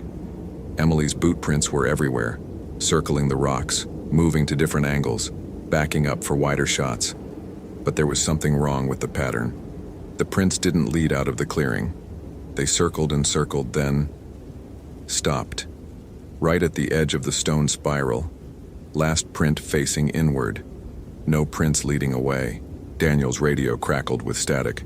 Then a voice emerged, distorted, barely comprehensible. "Cooper, report." "Patterson, I found Emily's backpack and phone. Grid reference." He checked his GPS again. Still malfunctioning, the screen now showing coordinates that placed him somewhere in the middle of Yellowstone Lake. "I'm in a clearing approximately 4 miles from the trailhead, bearing northeast. The tracks stop here. No sign of Emily." "Copy. We're 40. Out." The signal degraded into pure static. Daniel tried again. Nothing. He was alone. The sun had climbed higher, but the clearing remained in shadow, the trees positioned such that direct light never quite reached the ground. The temperature continued to drop. Daniel could see his breath now in thick plumes. If this story is gripping you, follow for more quality content. What would you do in Daniel's situation? Share your thoughts. He began a systematic search of the clearing, moving in expanding circles from the backpack, looking for blood, for torn clothing, for any sign of struggle or injury. But the ground was undisturbed except for Emily's footprints. It was as if she'd simply vanished. Daniel photographed everything: the backpack, the stones, the boot prints, the surrounding trees. Evidence, documentation, the foundations of search and rescue work. But evidence didn't explain why the temperature in this clearing was at least 15 degrees colder than the surrounding forest. Why his GPS couldn't lock onto his position. Why his radio had stopped working entirely. Why he felt watched. Daniel turned, scanning the tree line. Nothing moved, but the feeling persisted. A pressure between his shoulder blades, a certainty that something was observing him with patient, ancient awareness. "You're trained for this," he muttered to himself. "Adrenaline. Stress response. You're projecting." But his hands were shaking, and not from the cold. A branch cracked in the forest behind him. Daniel spun, hand dropping to the canister of bear spray on his belt. "Emily, is that you?" Another crack. Closer. "This is Park Ranger Cooper. Identify yourself." Movement between the trees. A shadow that might have been a person, might have been nothing. Then a voice, faint, female. "Help, please, Emily." Daniel moved toward the voice, stepping carefully through the underbrush.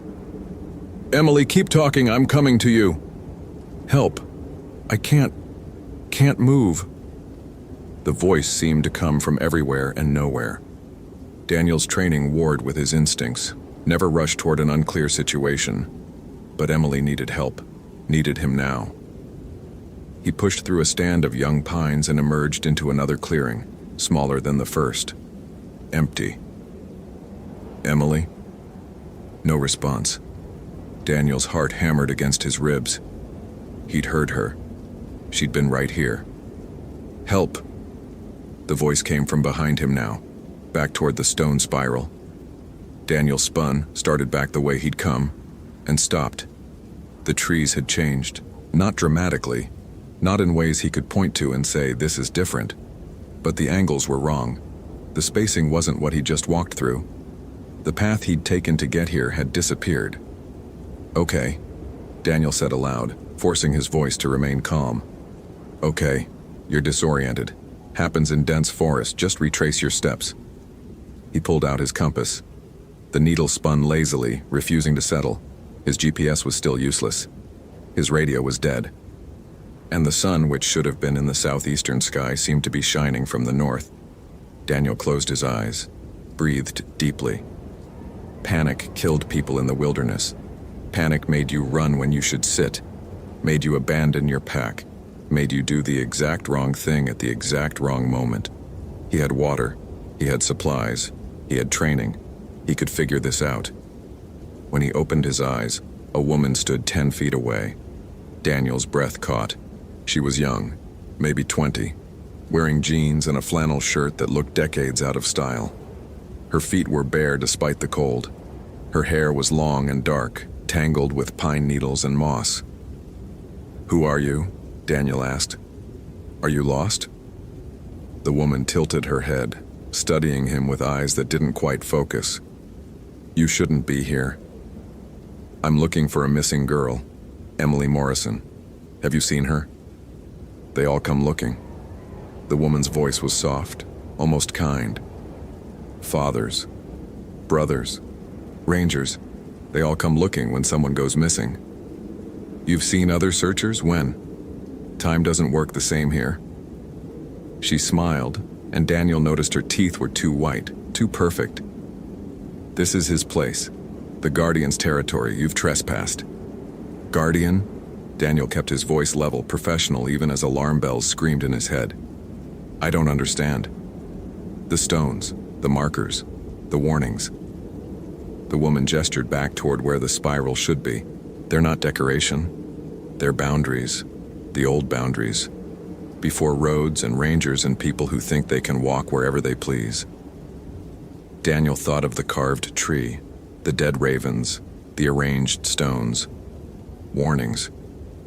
Where is Emily? Where they all go. Into the earth. Into the roots. Into the guardian's keeping.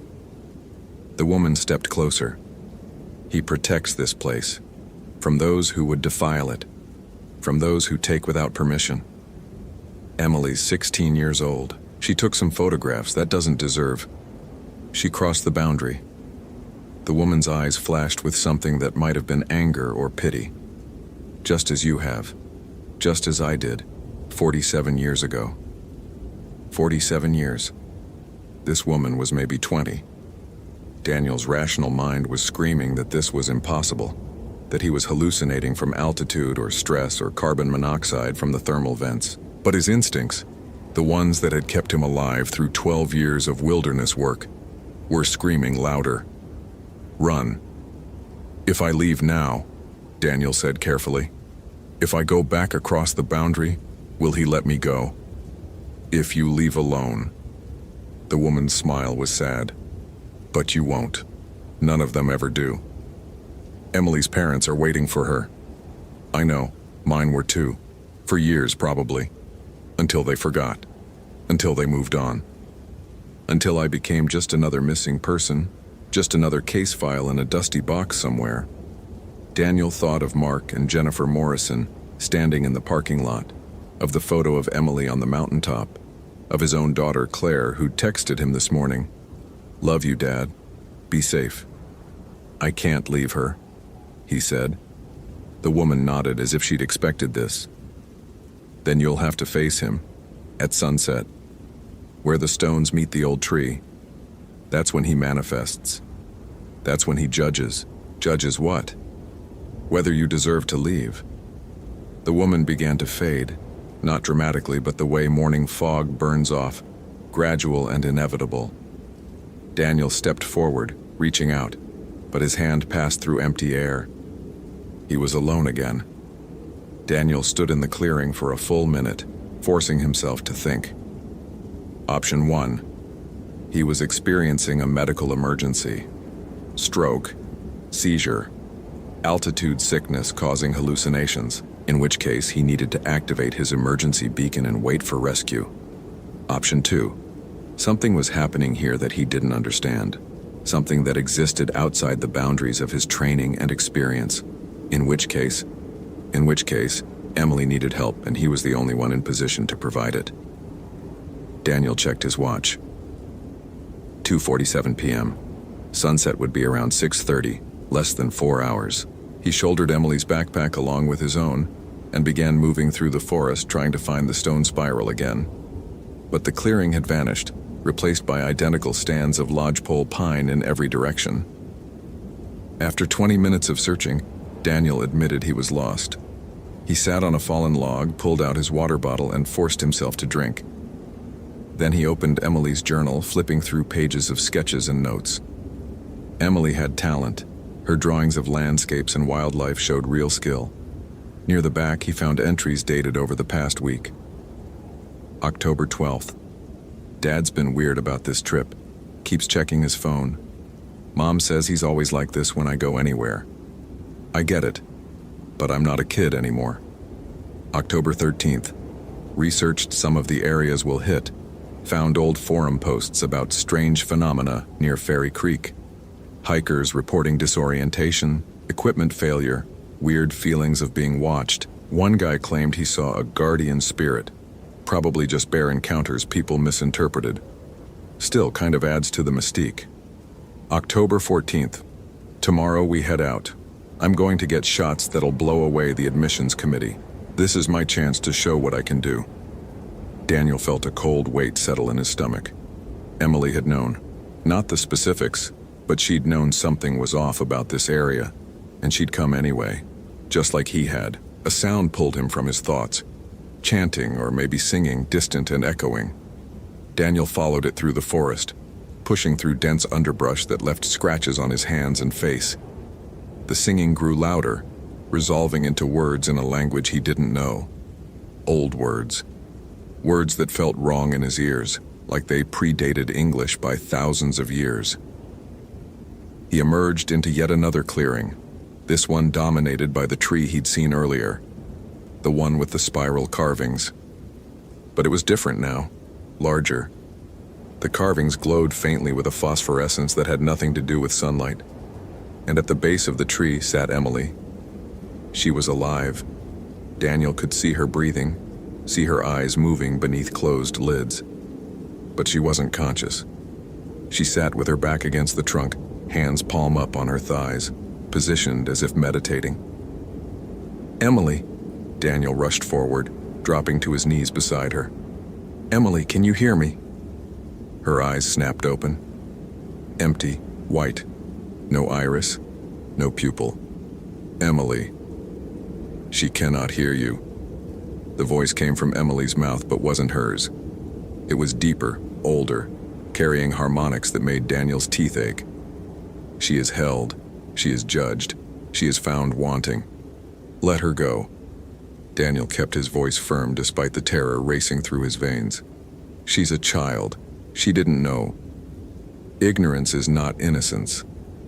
Emily's body remained perfectly still, but the voice seemed to come from all around. The boundaries were marked. The warnings were given. She chose to cross. She chose to take. Photographs, she took photographs. Images steal essence. Capture steals freedom. She took without offering. She trespassed without permission. Daniel thought fast, reaching for anything that might work. "Then let me offer. Let me make amends on her behalf." Silence. Then, "What could you offer that would balance the scales? What do you want?" "The same thing I have wanted for 10,000 years. Protection, preservation. This place to remain untouched, unspoiled, sacred." Daniel looked at Emily, at her empty eyes and slack expression, thought of her parents in the parking lot, of his own daughter at home. "If I promise to protect this place," Daniel said, "to ensure it remains undisturbed, will you release her?" "You cannot make such a promise. You are one man. The rangers come and go. The tourists flood through every summer. The roads expand. The boundaries shrink. In another 100 years, this clearing will be a parking lot. The tree will be lumber. I will be forgotten. Then what do you want from me?" A pause. When the voice came again, it was quieter, almost sad. "I want to be remembered." Daniel frowned. "What?" "I am the last. The others have faded. Their territories paved over. Their names forgotten. I remain because this place remains. But for how much longer? When I fade, who will protect these woods? Who will keep the sacred ground sacred?" An idea formed in Daniel's mind. Crazy, probably wouldn't work, but it was all he had. "Let me take Emily home," he said, "and I'll tell your story. I'll make sure people know about this place, about the guardian who protects it. I'll make sure you're remembered." Words fade, stories change, truth becomes legend, becomes myth, becomes nothing. "Not if I do it right." Daniel pulled out Emily's camera from her backpack, held it up. "Emily came here to capture images. Let me capture yours. Let me document this place. I'll submit reports. I'll recommend this area be designated protected wilderness. No development, no roads, no parking lots. Ever. Your story will be part of the official record." The silence stretched so long that Daniel thought he'd failed. Then Emily gasped, her eyes rolling back to normal, color flooding back into her face. She slumped forward and Daniel caught her. "Easy, easy. I've got you." "Ranger? Cooper?" Emily's voice was hoarse. What happened?" "Long story. Can you walk?" She nodded weakly. The voice came one last time, not from Emily now, but from the tree itself. "You have made a promise, Daniel Cooper. I will hold you to it." "I know. And if you break it?" Daniel looked up at the carved tree, at the symbols glowing in the fading afternoon light. "Then I guess you'll come find me." A sound that might have been laughter or might have been wind. "Go. While the path remains open, do not return, do not send others. This place is marked. This place is mine. Remember." Daniel helped Emily to her feet, supporting her weight as they stumbled away from the tree. The forest seemed to shift around them, paths appearing where none had been moments before. His GPS suddenly locked on, showing the trail clear as day. They walked in silence for 20 minutes, Emily gradually regaining her strength. Finally, she spoke. Did I imagine all of that? I don't think so. What was it?" Daniel thought about how to answer, settled on truth. "Something old, something that was here before us, something that'll be here after. My camera. I have it. We'll get you home." Emily stopped walking, turned to face him. Tears were streaming down her face. "I thought I was going to die. I felt myself sinking into the ground, into roots, into dark, and I couldn't scream, couldn't move, couldn't do anything but feel myself disappearing." Daniel pulled her into a hug, something he'd never done with a stranger before. But Emily wasn't a stranger. She was someone's daughter, and right now she needed a father. "You're okay. You're safe. I've got you." They reached the trailhead as the sun touched the western peaks. Mark and Jennifer Morrison ran toward them, Jennifer's sob of relief audible across the parking lot. Daniel watched the family reunion, the tears, the desperate hugs, the 1,000 questions Emily couldn't really answer. He stood apart, giving them space, and pulled out his phone. 1 bar of signal. He opened his photos, scrolled through the images he'd taken. The carved tree, the stone spiral, the dead ravens, evidence, documentation, a promise to keep, epilogue. 3 months later, Daniel sat in the Yellowstone National Park Superintendent's office presenting his findings. "Based on my investigation and survey of the area in question," he said, gesturing to the maps spread across the desk, "I'm recommending that the region around Fairy Creek Trail, specifically the backcountry area beginning at grid reference 44.7234 degree RAN, 110.5983 degree W, be designated as protected sacred territory, with no public access permitted." The superintendent frowned. "That's a significant area, Cooper. And we've never had issues there before." "We've had 17 disappearances in that sector over the past 50 years, Daniel countered, pulling out the research he'd compiled. "More than any comparable area in the park. The terrain is unstable. There are unmapped geothermal features, high concentrations of volcanic gases that can cause disorientation and hallucinations. It's a safety hazard." 17 disappearances? Daniel nodded. He'd found them all. Missing person reports going back to 1965, including a 20-year-old woman named Sarah Chen, who'd vanished in 1968 while hiking alone. Her case had never been solved. The superintendent studied the reports, then looked up at Daniel. "You really think this area is that dangerous?" "I know it is." The designation went through in April 2016. The section of forest containing the carved tree and stone spiral was officially closed to public access. Signs were posted, maps were updated, and Daniel filed his report in the park's archives documenting everything he'd seen. Everything except the part he couldn't prove. Emily Morrison went to art school. Her photographs from Yellowstone, the ones taken before she crossed the boundary, won awards. She never spoke publicly about what happened in the clearing, but she sent Daniel a message every October 15th. "Thank you." And Daniel, on quiet nights when he couldn't sleep, would sometimes think about the woman in the clearing, about Sarah Chen, 20 years old forever, stuck in a moment, 47 years old, about the voice that had spoken of loneliness and fading, about the promise he'd made. The park kept growing. More tourists every year, more roads, more development. But that one sector remained untouched, sacred, protected, remembered. Daniel retired in 2022 after 28 years with the Park Service. On his last day, He hiked to the boundary of the protected zone, not crossing, never crossing, and left a small offering at the nearest trail marker. A bundle of sage, a handful of tobacco. The way the old rangers had taught him. The way guardians deserved to be honored. The wind moved through the trees with a sound like distant singing, and Daniel Cooper walked away, his promise kept, carrying the weight of what he knew and could never fully explain. Some places weren't meant for everyone. Some places needed protecting. Some places remembered. Thank you for reading to the end. If you enjoyed this narrative, consider following for more engaging stories. What's your interpretation of Emily's fate? I'd love to read your theories in the comments.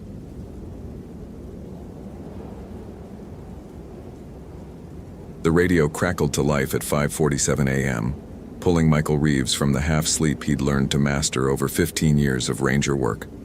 Not quite awake, never fully unconscious, the state of perpetual readiness that came with the territory. Dispatch to Reeves, we have a code yellow, Ho sector. Michael's hand found the transmitter before his eyes fully opened. Code yellow. Missing person. He swung his legs out of bed, already calculating. September in the Ho rainforest meant unpredictable weather, early darkness, and tourists who thought a mile hike qualified them for backcountry exploration. Reeves here. Details? Female, 28, solo researcher. Emily Hartwell. Last contact 18 hours ago. Family's en route from Seattle. The name hit Michael like a physical thing. Hartwell. He hadn't heard that name in 3 years, not since Tom Hartwell's retirement party. Tom, who'd taught Michael everything worth knowing about the Olympic wilderness during his first years on the job. Tom, whose daughter had been 12 years old the last time Michael saw her, gap-toothed and curious about every plant specimen her father brought home. Send me the coordinates, Michael said, his voice steady despite the sudden weight in his chest. I'll be on the trail in 20 minutes. The pre-dawn darkness pressed against his cabin windows as he moved through the familiar routine. Wool-based layers. Moisture-wicking synthetic was fine for day hikes, but wool kept you warm even when soaked. His Garmin GPS fully charged. The Motorola radio. Backup batteries. First aid kit with thermal blankets. Water purification tablets. Emergency beacon. Headlamp with fresh batteries plus 2 spares. His Bear Grylls knife, despite the ironic name, was the most reliable tool he'd ever carried. Protein bars, trail mix, energy gels. He paused at the cabinet where he kept the less routine equipment. 15 years meant he'd seen enough to know that preparedness came in layers. He added paracord, waterproof matches, and, after a moment's hesitation, the flare gun. The weight of it in his pack felt both reassuring and ominous. The drive to the Ho River trailhead took 40 minutes on roads still slick with yesterday's rain. Michael's headlights cut through wisps of fog that moved across the pavement like something alive, something searching. He'd driven these roads countless times, knew every switchback and pothole, but this morning they felt different. The darkness seemed thicker somehow, more resistant to penetration. His phone buzzed as he pulled into the empty parking area, a text from dispatch with the attached file on Emily Hartwell. He opened it, though he wasn't sure he wanted to. The photo showed a young woman with her father's eyes, that same sharp intelligence, that same stubborn set to the jaw. She was smiling, holding up some kind of moss sample, her auburn hair pulled back in a practical ponytail. The caption read, Dr. Emily Hartwell, Field Research, University of Washington Botany Department. Dr. Hartwell. Of course, Tom's daughter had become a scientist. Michael remembered her endless questions, the way she'd examined every leaf and rock with the intensity of someone decoding ancient languages. The report was brief. Emily had been conducting research on old-growth ecosystem recovery in the Ho rainforest's northeast sector. She'd established a base camp near the junction of the Mount Olympus Trail and the Ho River Trail, approximately 8.3 miles from the trailhead. Her last communication had been a text message to her research partner at 11:34 a.m. yesterday. Found something strange near the old Sitka. Worth documenting, signal spotty. Will update tomorrow. No update had come. Michael shouldered his pack, 43 pounds he estimated, well within his comfortable range, and started up the trail. His headlamp beam caught the wooden sign. Ho River Trail, Mount Olympus, 17.5 miles. Below it, someone had carved words that the Park Service kept meaning to sand off. Respect the old places. The trail began, as it always did, cutting through a tunnel of vegetation so dense it created its own microclimate. Even in September, the Ho rainforest maintained its essential character. A world where green dominated every surface, where moss grew on moss, where the air itself seemed thick with growth. Michael's boots found their rhythm on the packed earth, avoiding the network of roots that could turn an ankle if you let your attention drift. At 6:42 a.m., the sun began its attempt at penetration, but in the Ho, sunrise was more concept than event. Light filtered down through the canopy in diffuse greenish shafts that moved and shifted with every breath of wind. Michael had hiked this trail in every season, every weather condition, and he'd never quite shaken the feeling that the forest was aware of him. Not hostile exactly, but attentive. The first mile passed in that meditative state that long-distance hiking induced. His mind divided itself, part focused on the immediate, foot placement, breathing rhythm, the slight adjustment in pack straps, while another part ran scenarios. Solo hiker, experienced enough to be doing research in the backcountry. Last known position 8 miles in. That something strange in her message could mean anything from an interesting fungal growth to an unexpected geological formation. Emily was a scientist. Strange might just mean scientifically noteworthy. But the silence bothered him. 18 hours without contact. In 2018, even in the backcountry, people found ways to communicate if they could. Emily would know her family would worry. She would know protocols. At mile 3, Michael stopped to check his GPS and consult the topographic map he'd printed before leaving. Emily's base camp coordinates placed her just off the main trail, near a grove of Sitka spruce that had somehow survived the various floods and storms that periodically reshaped the Ho Valley. The elevation was modest, only about 700 feet above sea level, but the terrain between here and there included 2 creek crossings that could be problematic if the water was running high. He took a long drink from his hydration bladder and keyed his radio. Reeves to dispatch, approximately 3 miles in, making good time. How's the weather forecast looking? Static, then. Dispatch here. Front moving in faster than predicted. You've got maybe 24 hours before the access roads become problematic. Search and rescue is mobilizing, but won't be on site until 1400 hours. 1400 hours. 6 hours from now. Michael looked up at the canopy, where the light had taken on a peculiar quality. Too yellow, too thick. The air pressure felt wrong against his eardrums. Copy that, he said. I'll have preliminary intel before SAR arrives. The trail steepened gradually, climbing alongside the Ho River's endless conversation with itself. Michael had always appreciated rivers. They were honest in their constancy, predictable in their moods. But this morning, the sound seemed off.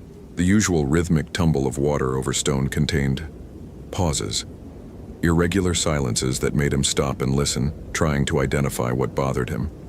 Nothing. That was the problem. Nothing. The forest should have been alive with morning sounds, varied thrushes calling, Douglas squirrels chattering their territorial disputes, the rustle of winter wrens in the undergrowth. Instead, there was only the river, and even that seemed muted. Michael had learned to trust these moments of wrongness. They were data points even if he couldn't yet interpret them. He marked the location on his GPS, 4.2 miles from trailhead, 0637 hours, anomalous silence, and continued. The first creek crossing came at mile 5. Spring Creek, normally a modest flow easily managed by hopping across the scattered stones. But yesterday's rain had swollen it to twice its usual volume, and the water moved with aggressive intent. Michael studied the crossing for a full minute before selecting his route.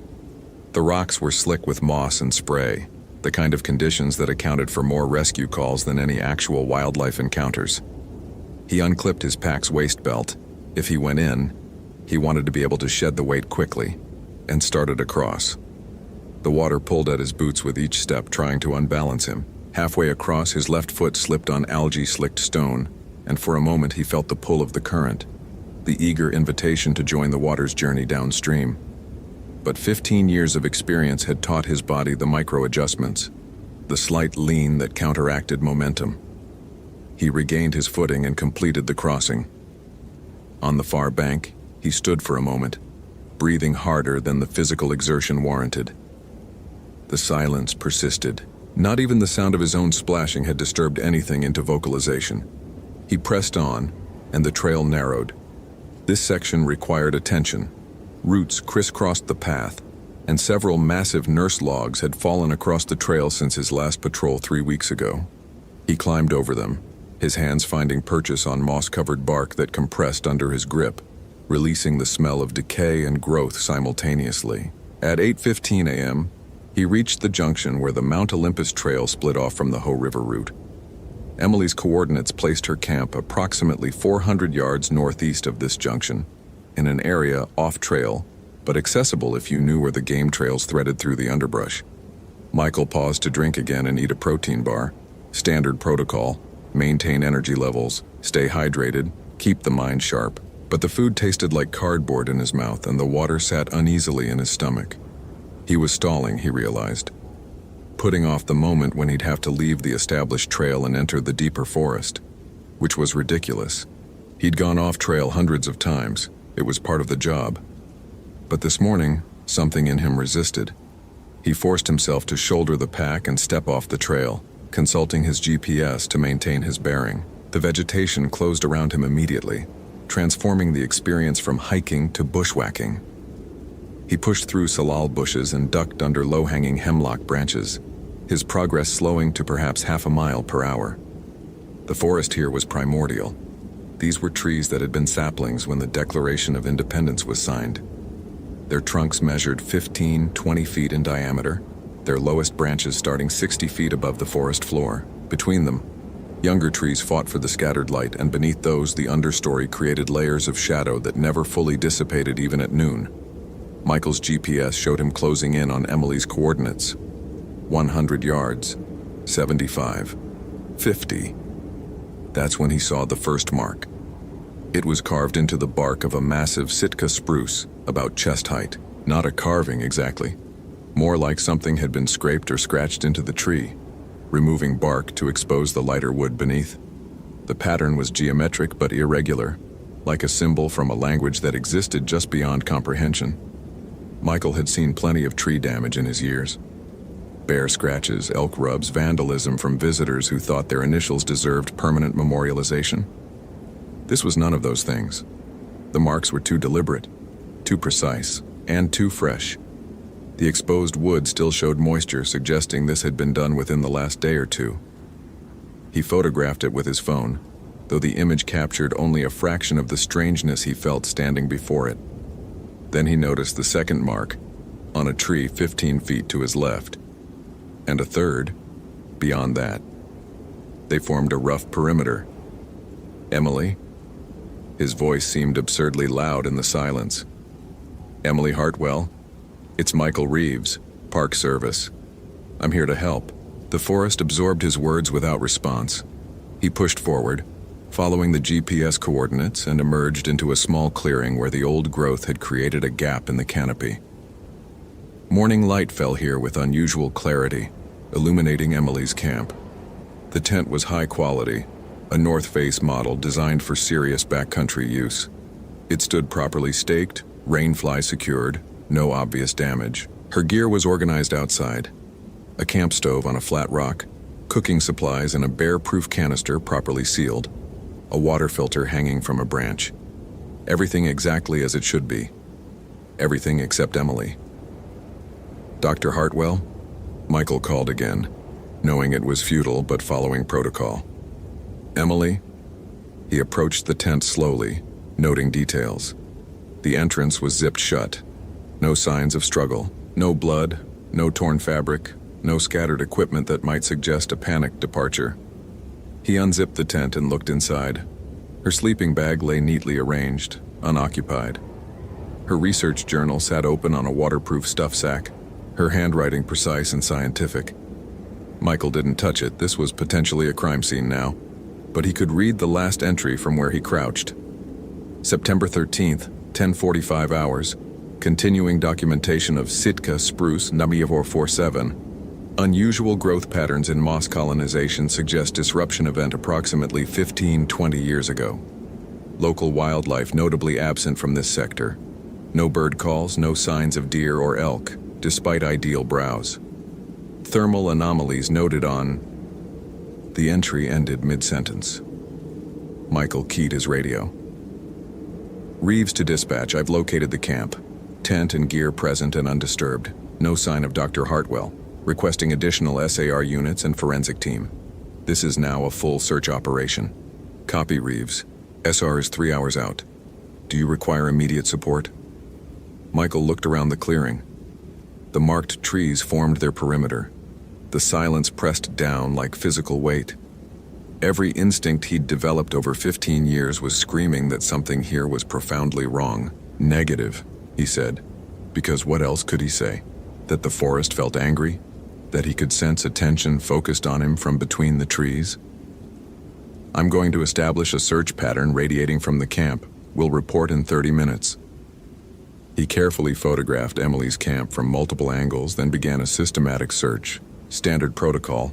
Start at the last known position and work outward in expanding circles, looking for tracks, disturbed vegetation, anything that might indicate direction of travel. The ground was soft from recent rain, should have shown footprints clearly. But there was nothing. Emily had arrived here. The tent proved that. But if she'd left, she'd done so without leaving any trace. Michael found that impossible to accept. No one moved through the Hoh rainforest without leaving sign, unless they hadn't moved through it at all. Unless they'd been carried. He pushed that thought away and continued searching. 20 yards from camp, he found her day pack. It was propped against a tree, almost deliberately positioned. Inside, water bottle, empty. Energy bars, untouched. Camera, lens cap on. Field guide to Pacific Northwest flora. And her phone. Michael's hands were steady as he pressed the power button, but his pulse wasn't. The phone had 17% battery remaining. The screen showed 3 missed calls from a contact labeled Dad and multiple text messages from various numbers. He scrolled to Emily's last outgoing message, the one dispatch had mentioned. But there was another message below it, sent at 3:22 a.m. It's protecting something, I understand now. That was all. No follow-up. No clarification. Michael's thumb hovered over the message, reading it again and again, trying to extract meaning from 7 words. Protecting what? Understanding what? He bagged the phone as evidence and continued his search pattern. 50 yards from camp, he found the second anomaly. A perfect circle of dead vegetation. The ferns and undergrowth within a roughly 10-foot diameter had withered. Their green turned to brown and black. The soil beneath felt wrong, too dry, too warm, as if something had baked the life out of it. Michael knelt at the edge of the circle and reached out to touch the dead ferns. They crumbled at his touch, disintegrating into powder that smelled of char and something else, something organic and unpleasant. He was standing to photograph the circle when he heard it. A sound. Finally, a sound. But not the sound he'd been hoping for. Not Emily calling for help or the rustle of rescue teams arriving early. This was something else entirely. A low, resonant note that seemed to come from everywhere and nowhere, as if the forest itself had found its voice. It wasn't wind. Michael knew wind through trees, knew every variation of that sound. This was deeper, more deliberate. It had pattern and purpose, and it was getting closer. Mid-story CTA. If this story is capturing your attention, follow for more quality content. What would you do in Michael's situation? Share your thoughts. Michael's training kicked in before his conscious mind fully processed the threat. He straightened, oriented himself toward camp, and started moving. Not running. Running invited panic, and panic invited mistakes, but walking with purpose, maintaining awareness of his surroundings. The sound followed. Or rather, it didn't follow so much as accompany him, matching his pace, maintaining distance. Now that he'd identified it, he could hear its texture. Not a single note, but multiple tones layered together. like distant voices or the harmonic resonance of wind through a cave system. Except there were no caves in this part of the Ho Valley. He reached Emily's camp and immediately felt better, which was irrational. A nylon tent offered no actual protection, but the human brain craved the illusion of shelter. He stood in the center of the clearing, turning slowly, trying to locate the source of the sound. It came from all directions and yet seemed to emanate from the trees themselves, from the marked trees that formed that perimeter. As he watched, a peculiar thing happened. The marks on the nearest tree seemed to shift. Not move exactly, but change depth, as if the shadows within them were rearranging themselves. Michael blinked hard. Fatigue, stress, the psychological weight of searching for Tom Hartwell's daughter. All of these could create sensory distortions. He'd learned that in his wilderness first aid training. The human mind, when stressed, could manufacture all kinds of perceptual anomalies. The sound stopped. The silence that followed was somehow worse. It felt expectant, like the pause between lightning and thunder, the moment when you knew something was coming but couldn't yet see its shape. "I'm here to help Emily," Michael said aloud, feeling foolish, but also feeling the need to declare his purpose. "That's all. I'm not here to disturb anything. I just need to find her and make sure she's safe." His words disappeared into the forest without echo. He pulled out his radio. "Reeves to dispatch. I need an update on SAR Team ETA." Static. He adjusted the frequency, tried again. More static, but underneath it, was that the sound again? He couldn't tell. The static and the strange resonance seemed to merge, to become indistinguishable. Michael checked his watch. 9:47 a.m. His GPS showed his position clearly, showed Emily's camp coordinates, showed the trail back to civilization. All his technology functioned perfectly. There was no logical reason to feel this isolated, this disconnected.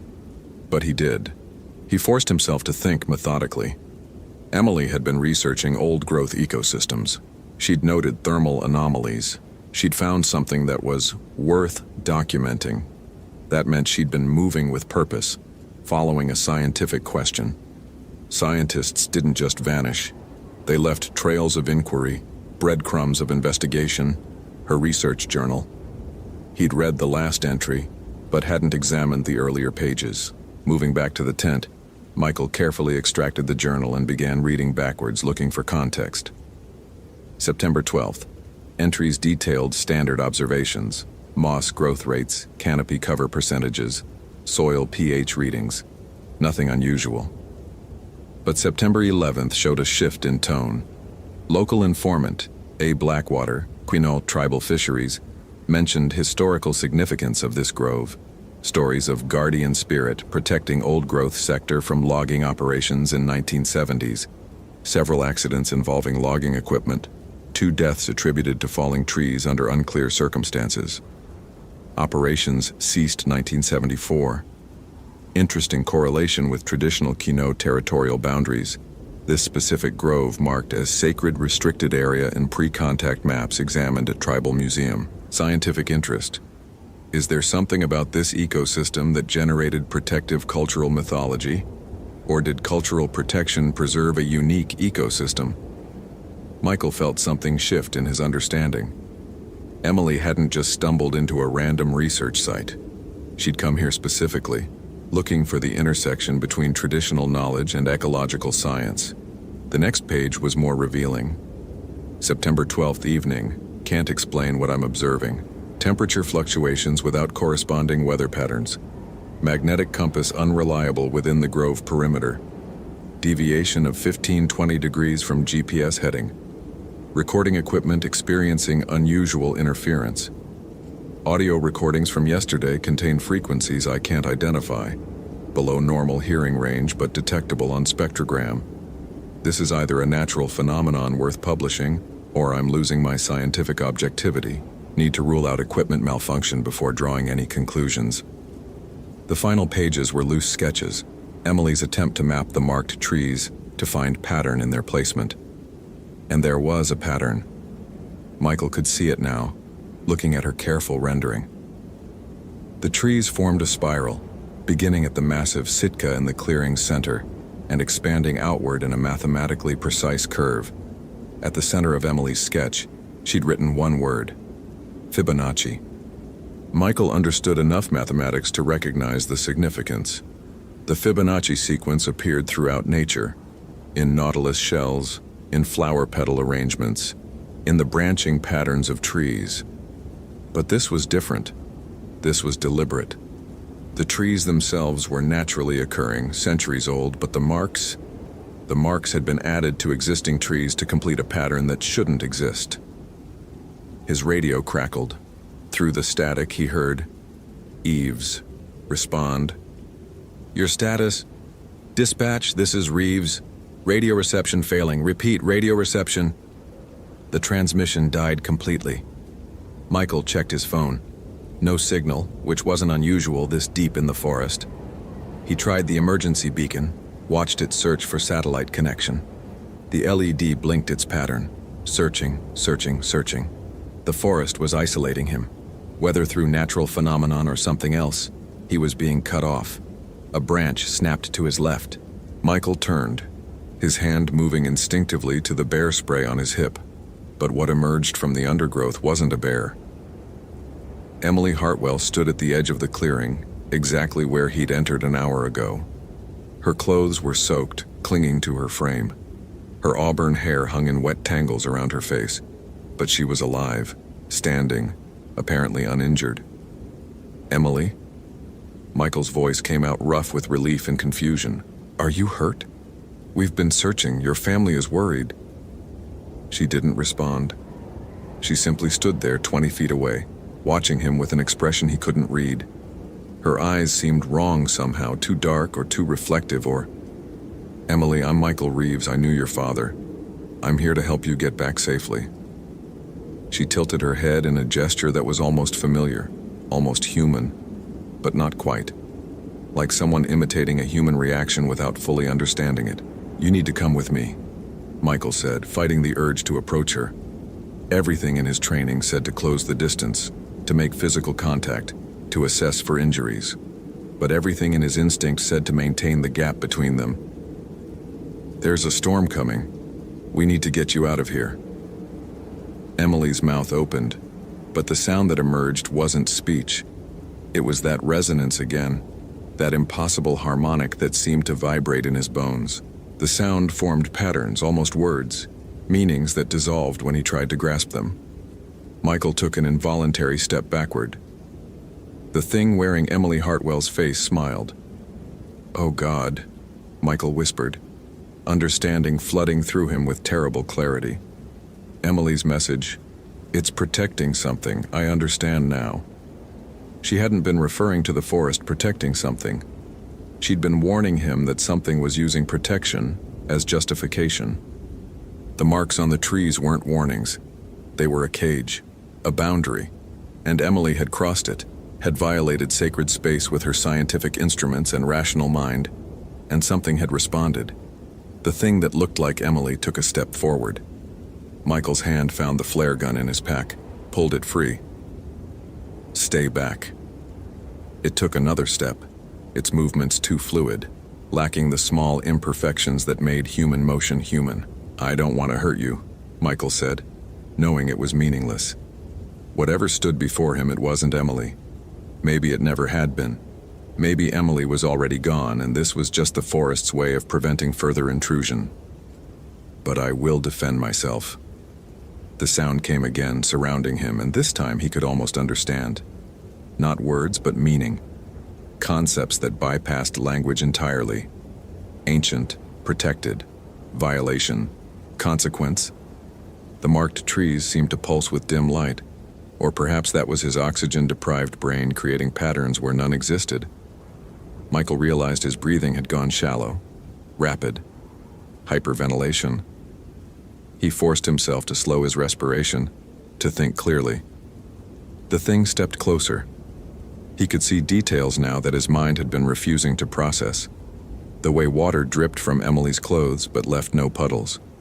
The way her feet didn't quite press down vegetation as she moved. The way her eyes reflected no light at all. just absorbed it into depths that shouldn't exist in human anatomy. "Where is she?" Michael demanded. "Where's Emily?" The response came not as sound, but as sensation. A pulling, a direction, an invitation to follow deeper into the forest beyond the spiral of marked trees, into the oldest growth where human feet had perhaps never tread. Michael understood the offer. Come see, come understand, come join. He raised the flare gun, the thing stopped, and for the first time uncertainty crossed its borrowed features. "I'm leaving," Michael said, "and I'm coming back with others.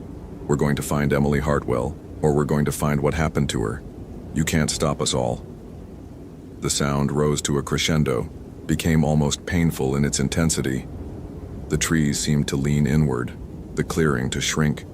Michael felt pressure building in his ears, his sinuses, as if the atmosphere itself was compressing around him. He pointed the flare gun skyward and fired. The bright magnesium flare arced up through the canopy, burning through leaves and branches, scattering light that seemed to offend the forest's essential darkness. For a moment, everything was illuminated in harsh red brilliance. The thing that wore Emily's form recoiled, its outline seeming to blur and distort in the artificial light. The sound stopped, and in that moment of silence and light, Michael ran. He crashed through the undergrowth without regard for stealth or navigation, trusting his sense of direction to guide him back toward the trail. Behind him, he heard something. Not pursuit, exactly, but presence, awareness. The forest noting his passage and considering its response. Branches tore at his face and pack.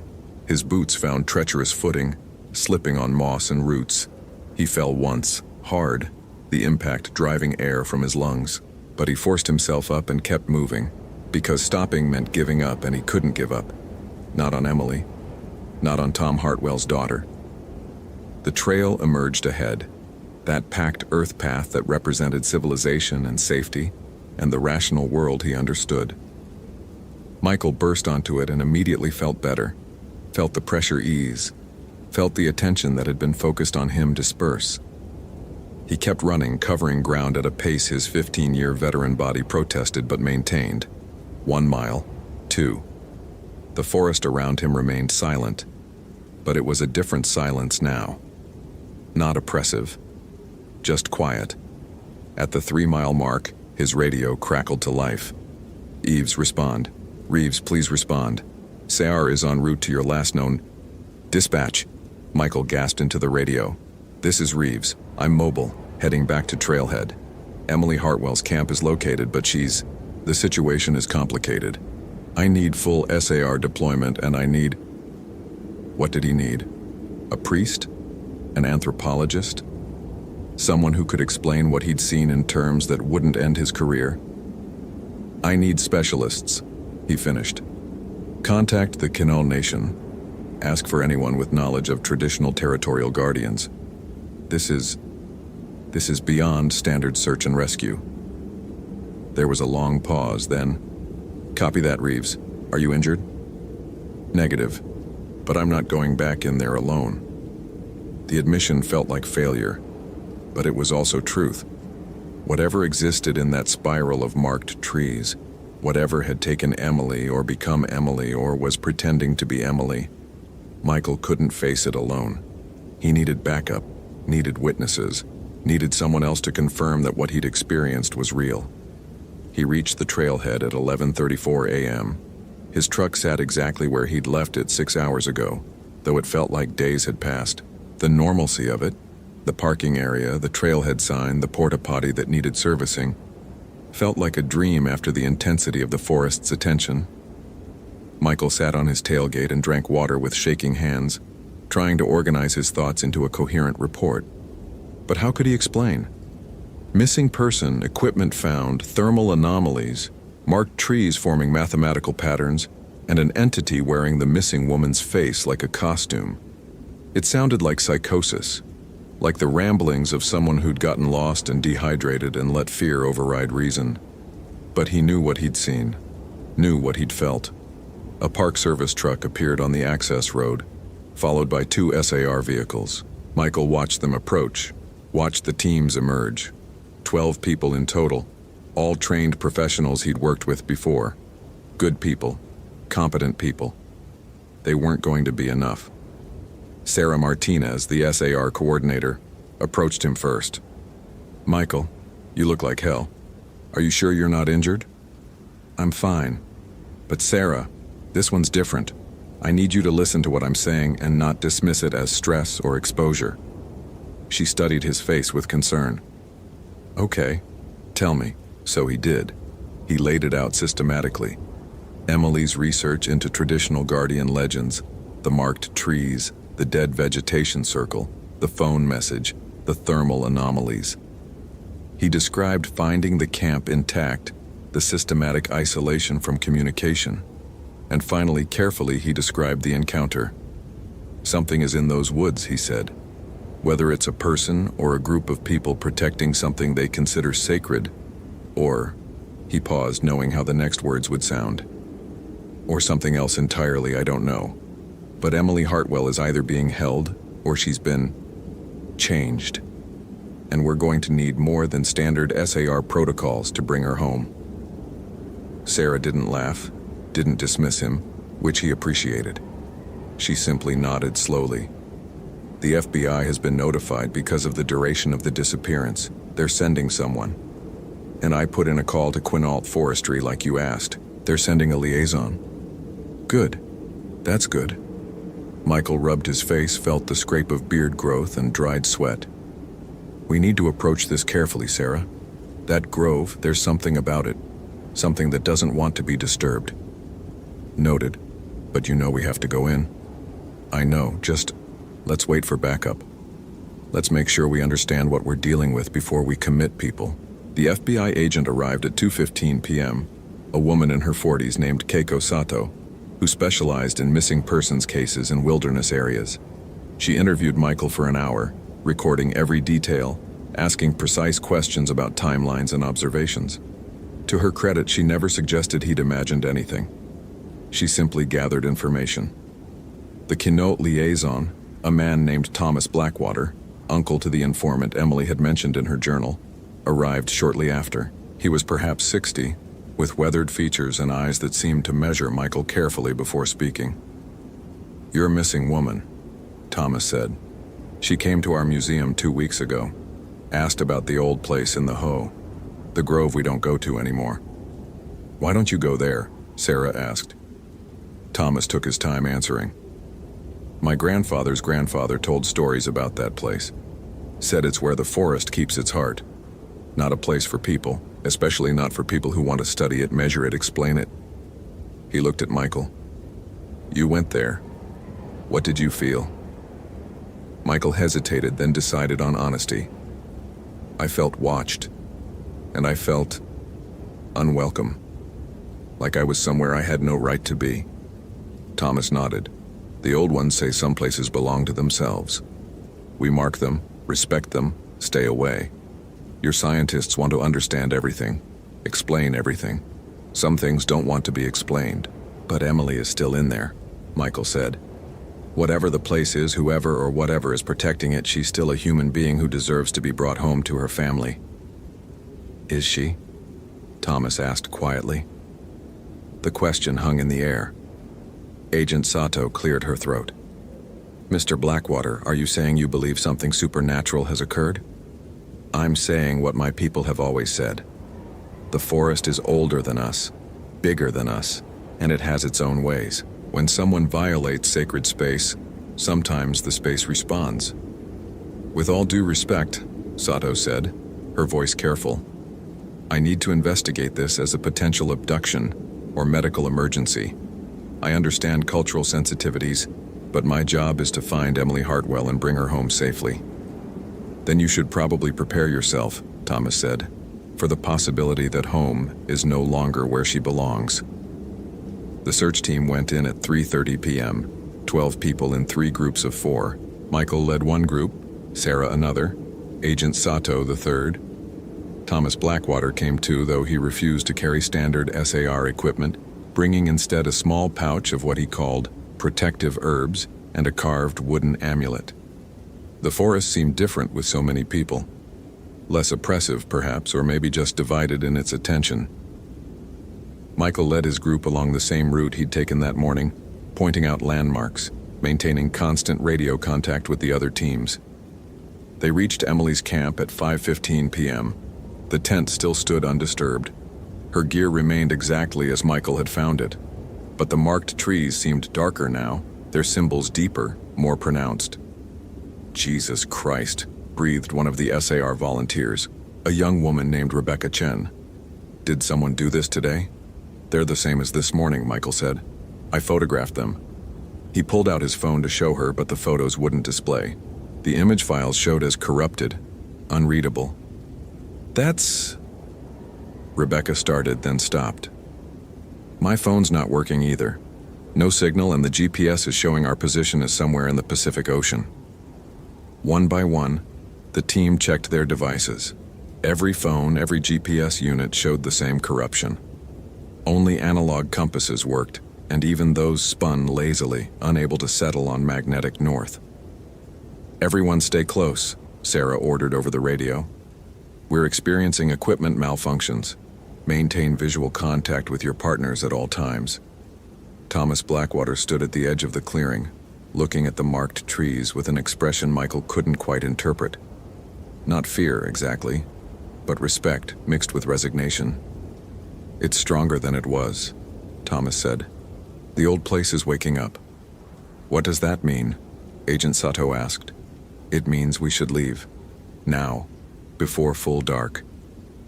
But even as he said it, Michael saw movement at the far edge of the clearing, 3 figures emerging from the undergrowth, moving in that too fluid way he'd seen before. Emily Hartwell.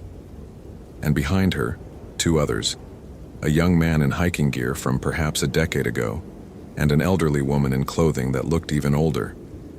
The 2012 disappearance, the 2003 disappearance, and possibly the 1987 disappearance, though the woman's age was impossible to determine with certainty.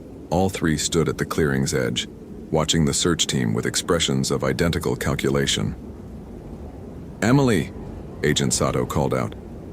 Emily Hartwell? I'm FBI Special Agent Sato. We're here to help you. The 3 figures didn't respond. They simply stood, and as Michael watched, he realized others were appearing between the trees. More figures, some more distinct than others, some barely outlines in the gathering dusk, all standing at that perimeter, all watching. This is wrong, Rebecca whispered. This is so wrong.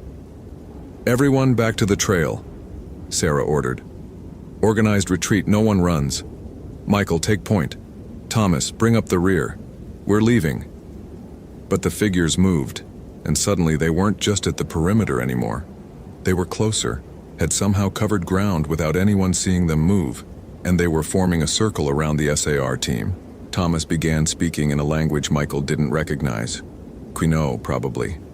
Words that flowed like water and resonated like the forest's own strange song. The figures paused, seemed to listen. Then Emily stepped forward, and when she opened her mouth, that same harmonic resonance emerged, but now it carried something approximating language. Protected, sacred, eternal. You cannot take what has been given. You cannot heal what chooses transformation. Leave. Final warning. Agent Sato drew her service weapon, which seemed both appropriate and utterly futile. Nobody is choosing anything against their will. If you're holding these people... The sound that interrupted her was like nothing Michael had heard before. The entire forest screaming in one voice, all frequencies at once, a wall of noise that drove the SAR team to their knees. Michael's hands went to his ears, but it did nothing to stop the assault. The sound was inside his head, vibrating in his skull, threatening to shake apart the basic architecture of thought. Then Thomas's voice cut through, still speaking in Quinault, and the sound diminished to bearable levels. He's negotiating, Sarah gasped. Thomas is negotiating with it. The exchange continued for what felt like hours, but was probably only minutes. Thomas speaking in measured tones, the forest responding with that terrible harmonic. Finally, Thomas turned to the team. It will allow us to leave, he said. But we cannot come back. and we cannot take them." He gestured to Emily and the others. "They are part of it now, part of the old place. They protect it, and it protects them." "That's not acceptable," Sato said, but her voice shook. "It's what's being offered," Thomas replied. "Take it or join them." Michael looked at the figures standing in their circle. Emily met his eyes, and for just a moment he thought he saw something of the real person beneath. Tom Hartwell's daughter, the curious 12-year-old who'd asked endless questions about forest ecology. Then the moment passed, and she was something else again. Something that existed in the space between human and wild. "I'm sorry," Michael said to her, to all of them. "I'm so sorry." Emily's mouth curved in something that might have been a smile. "Protected," she said, and this time it almost sounded like her own voice. "We protect what matters. We become what's needed. Tell my father. Tell him I understand now. I finally understand." The figures parted, creating a path back toward the trail. The message was clear: leave now, while the offer stands. Sarah made the call. "Everyone move. Organized retreat. Now." They walked backward, maintaining visual contact with the figures until the forest swallowed them, and the marked trees disappeared into gathering darkness. No one spoke. No one broke protocol. They simply moved, step by careful step, until the trail appeared beneath their feet and the oppressive weight of attention lifted. They didn't stop walking until they reached the trailhead, even as full darkness fell. 12 people emerged from the Hoh rainforest at 8:47 p.m., all accounted for, all physically unharmed. But Michael knew that what they'd left behind would haunt him for the rest of his life. Epilogue. The official report listed Emily Hartwell as missing, presumed dead due to exposure and wilderness hazards. Thomas Blackwater's testimony about cultural sacred sites was noted but not given weight in the final assessment. Agent Sato's report included technical anomalies but stopped short of suggesting anything beyond natural phenomena. Michael submitted his resignation from the Park Service 3 weeks later. He couldn't work in forests anymore, couldn't walk trails without feeling that attention, that assessment of whether he belonged. He visited Tom Hartwell once, struggling to find words to explain what had happened to his daughter. But Tom surprised him. "She sent me a dream," the old man said. "Night before you came to tell me she was gone. In the dream, she was standing in a grove of trees so old they remembered the glacier's retreat. And she was smiling. She said, 'Dad, I finally found it. The question that matters. The place where science and spirit meet.' She seemed happy." "Tom, It's okay, Michael. I know you did everything you could. And I know my daughter. Once she found something worth protecting, nothing would pull her away from it." Tom smiled, sad but genuine. "She was always going to give herself to something greater. I just thought it would be a university position or a research institute. Turns out the forest made a better offer." Michael didn't go back to the Hoh rainforest. But sometimes late at night, he'd dream of marked trees and spiraling patterns. And in those dreams, he'd see Emily Hartwell standing guard over something ancient and vital, something that predated human understanding and would persist long after humanity faded. In those dreams, she'd look at him with eyes that held forests and centuries, and she'd whisper, "Protected, sacred, eternal." And in the morning, Michael would wake with a certain knowledge that some places belonged to themselves, and some people were called to be their guardians regardless of the cost. The Hoh rainforest continued to grow, layer upon layer, season after season, keeping its secrets in the spaces between the trees where human feet no longer tread. Thank you for reading to the end. If you appreciated this narrative, consider following for more engaging stories. What's your interpretation of Emily's fate? I'd love to read your theories in the comments.